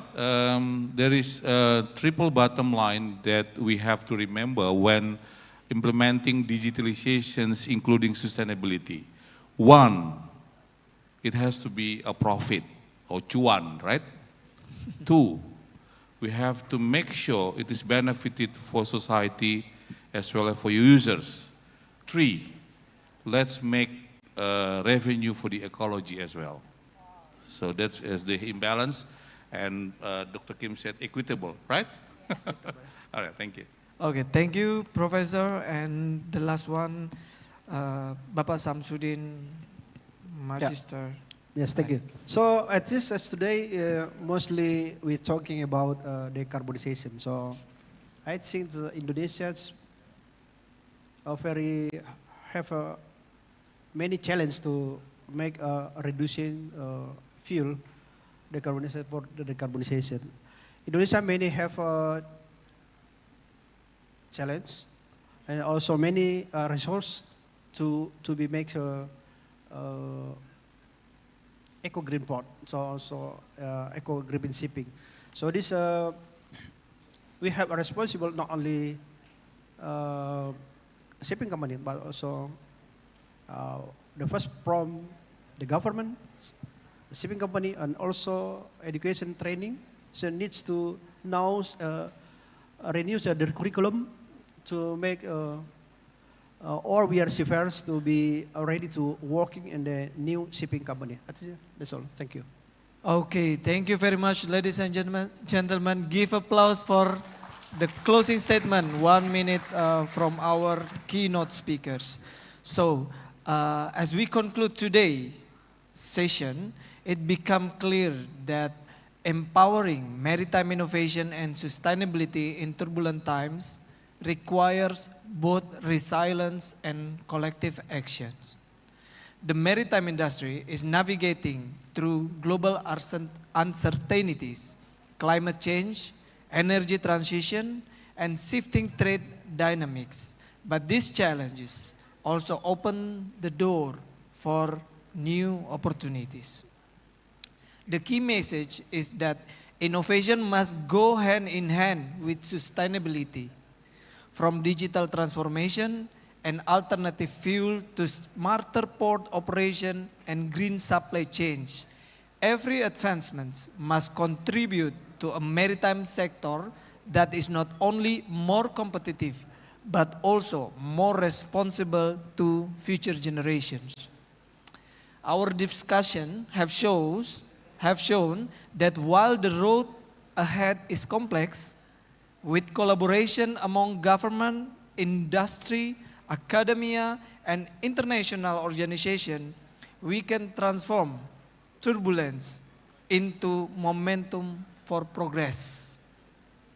I sincerely thank all our distinguished speakers and participants for sharing valuable insight and inspiring strategies.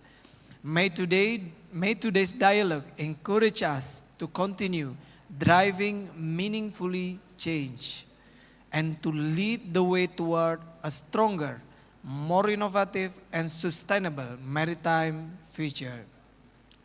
We thank you for Indonesia Ministry of Transportation, United Nations Economic and Social Commission for Asia and the Pacific, International Maritime Organization, World Maritime University, 10 November Institute of Technology ITS Surabaya, PT Pelni, WIMA, and also PT Equinus Shipping Group for granting me the permission and assigned me to serve as a moderator here. And the last one, we thank you very much for Polytechnic Ilmu Pelayaran Makassar for organizing the annual international conference on maritime development. Salam pro prestasi. Assalamualaikum warahmatullahi wabarakatuh. I'll hand it back to the MC. What a very valuable discussion and insightful from our speakers for today's conference. And ladies and gentlemen, we'd like to ask our speaker and moderator to stay on stage because we'd like to continue with a token of appreciation. And as a token of our sincere appreciation to our speakers for their valuable contribution and inspiring for today's session, we'd like to present a token of appreciation. And we'd like to invite Director of Polytechnic Ilmu Pelayaran Makassar, Kapten Rudi Susanto MPD, to please come forward and present a token of appreciation. For the first appreciation, we'd like to give to Insinyur Samsudin MT MR.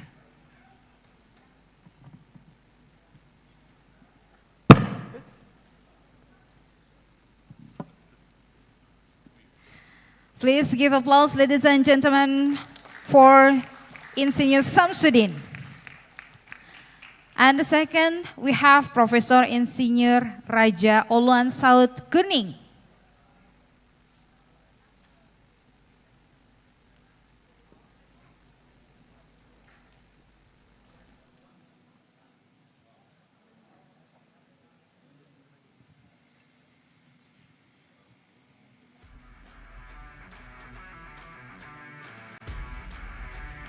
Please give applause also for the second speaker. And now we have the third speaker, Dr. Motik.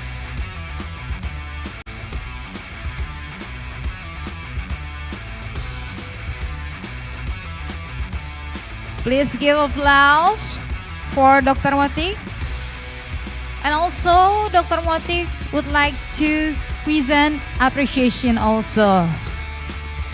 What a good collaboration. One more time, ladies and gentlemen, please make some noises and applause. And for the fourth speaker, I'd like to invite Dr. Rusardianti.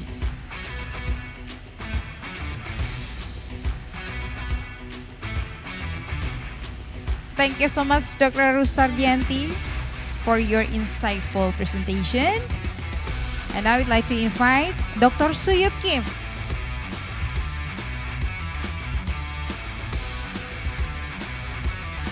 Thank you so much, Mr. Suyup Kim, who have traveled very far.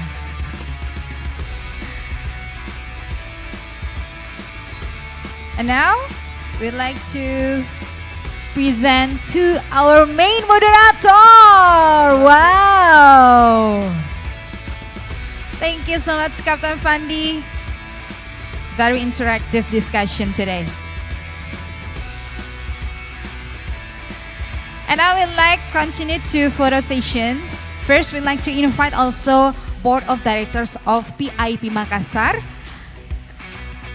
We'd like to invite Captain Faisal Saransi MTMR as a first Vice Director of PIP Makassar. Also, we'd like to invite Captain Hadi Setiawan MTMR as second Vice Director. We'd like to invite Captain Octavera Sulistiana MTMR as third Vice Director. We'd like to invite Mr. Bernard Ferdinand Enline as the Head of Finance and General Affairs. We'd like to invite Mrs. Hani Pasandang Nari STMT as the Head of Research and Public Affairs of PIP Makassar.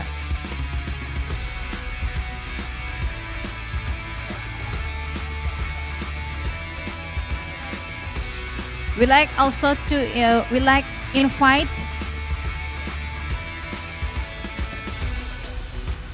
Mr. Surajuddin.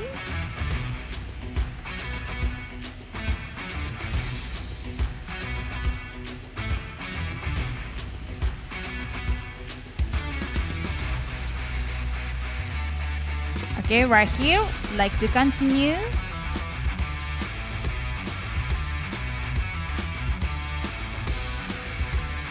We'd like to continue with second photo session. All right.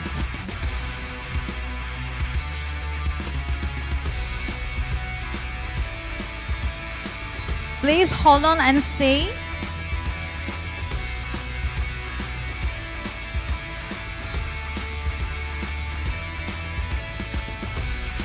Okay, please hold on and stay on the stage. We'd like to invite event team of this conference. Please come forward to do a photo session. Event team, please stay on stage. We continue with the second photo session with our team, event team.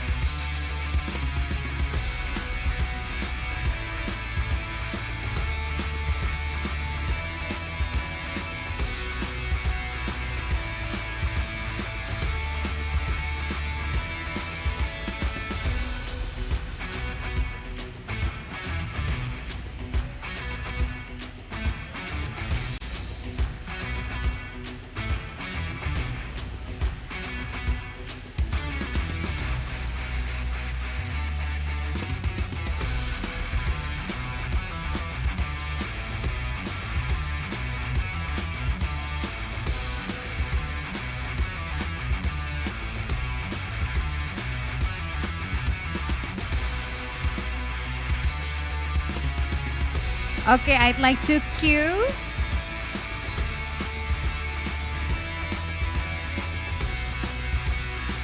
Please look forward to the middle camera.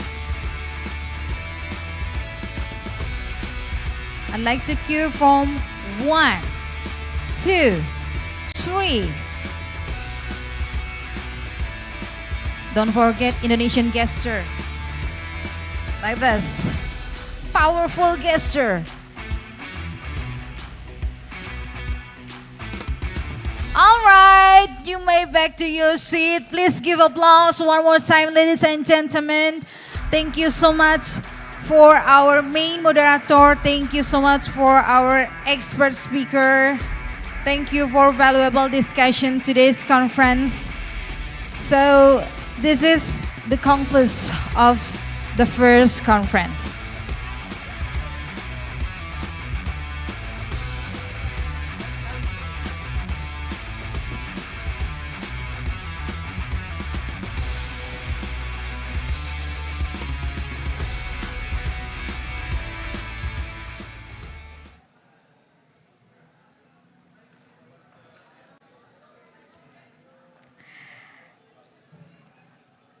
Ladies and gentlemen, this concludes the first day of the 4th International Conference on Maritime Development 2025. Thank you for your active participation, and I look forward to seeing you tomorrow for the parallel session. As we come to the end of today's program, let us close this memorable occasion with our cultural performance from South Sulawesi. This is Tari Merencong-Rencong, a traditional dance that symbolizes bravery, strength, and pride. The rencong, a traditional curved dagger, represents the courage and noble spirit of the Bugis Makassar people. Through powerful and elegant movements, this dance expresses the resilience, discipline, and unity of the people of Sulawesi. So, ladies and gentlemen, I am Tia Rizky as your MC is signing off. Please enjoy Tari Merencong-Rencong.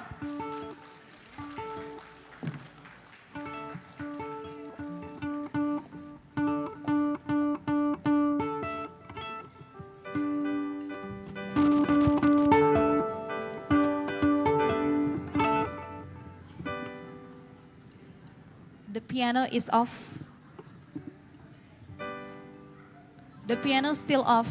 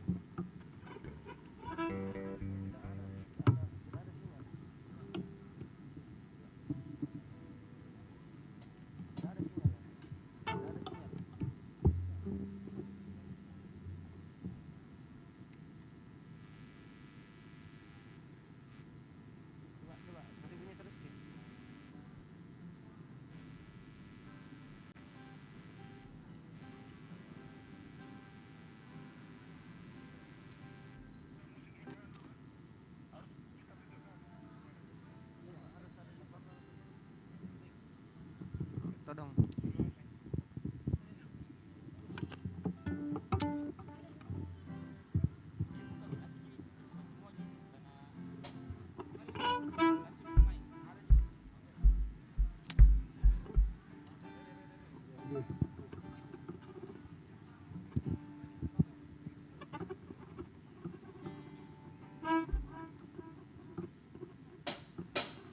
Baturate mari bulan Marencong rencong marencong rencong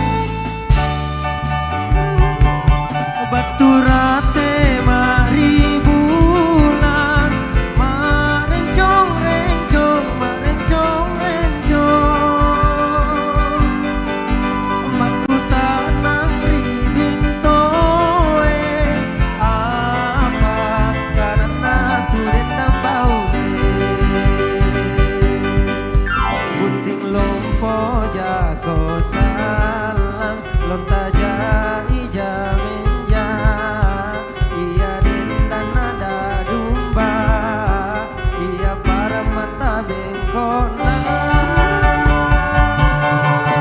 Guturun nadi malompo Marencong rencong marencong rencong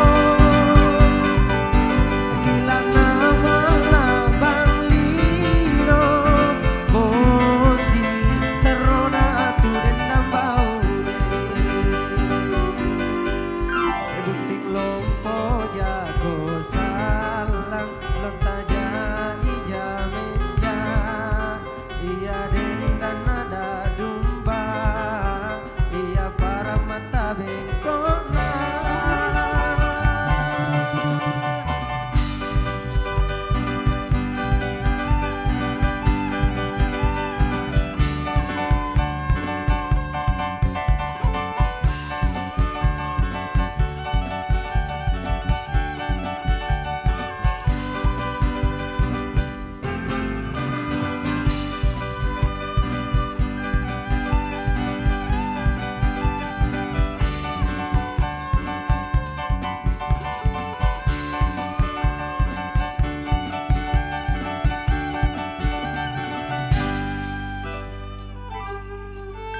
Ipantarang kali inja naku siki mo bidaku malaka nake risalai ilalang pangadaka Sangindai lama mempo sangindai majajarang tabe karai lama kelong-kelong anata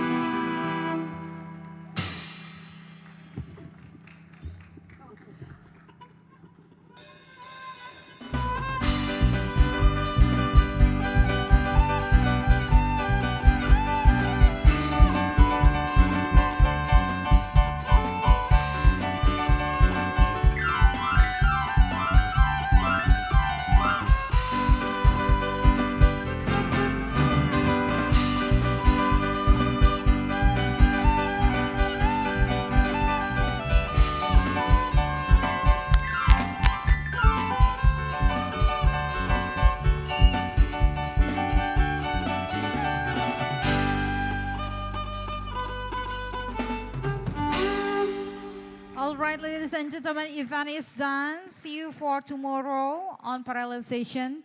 Thank you.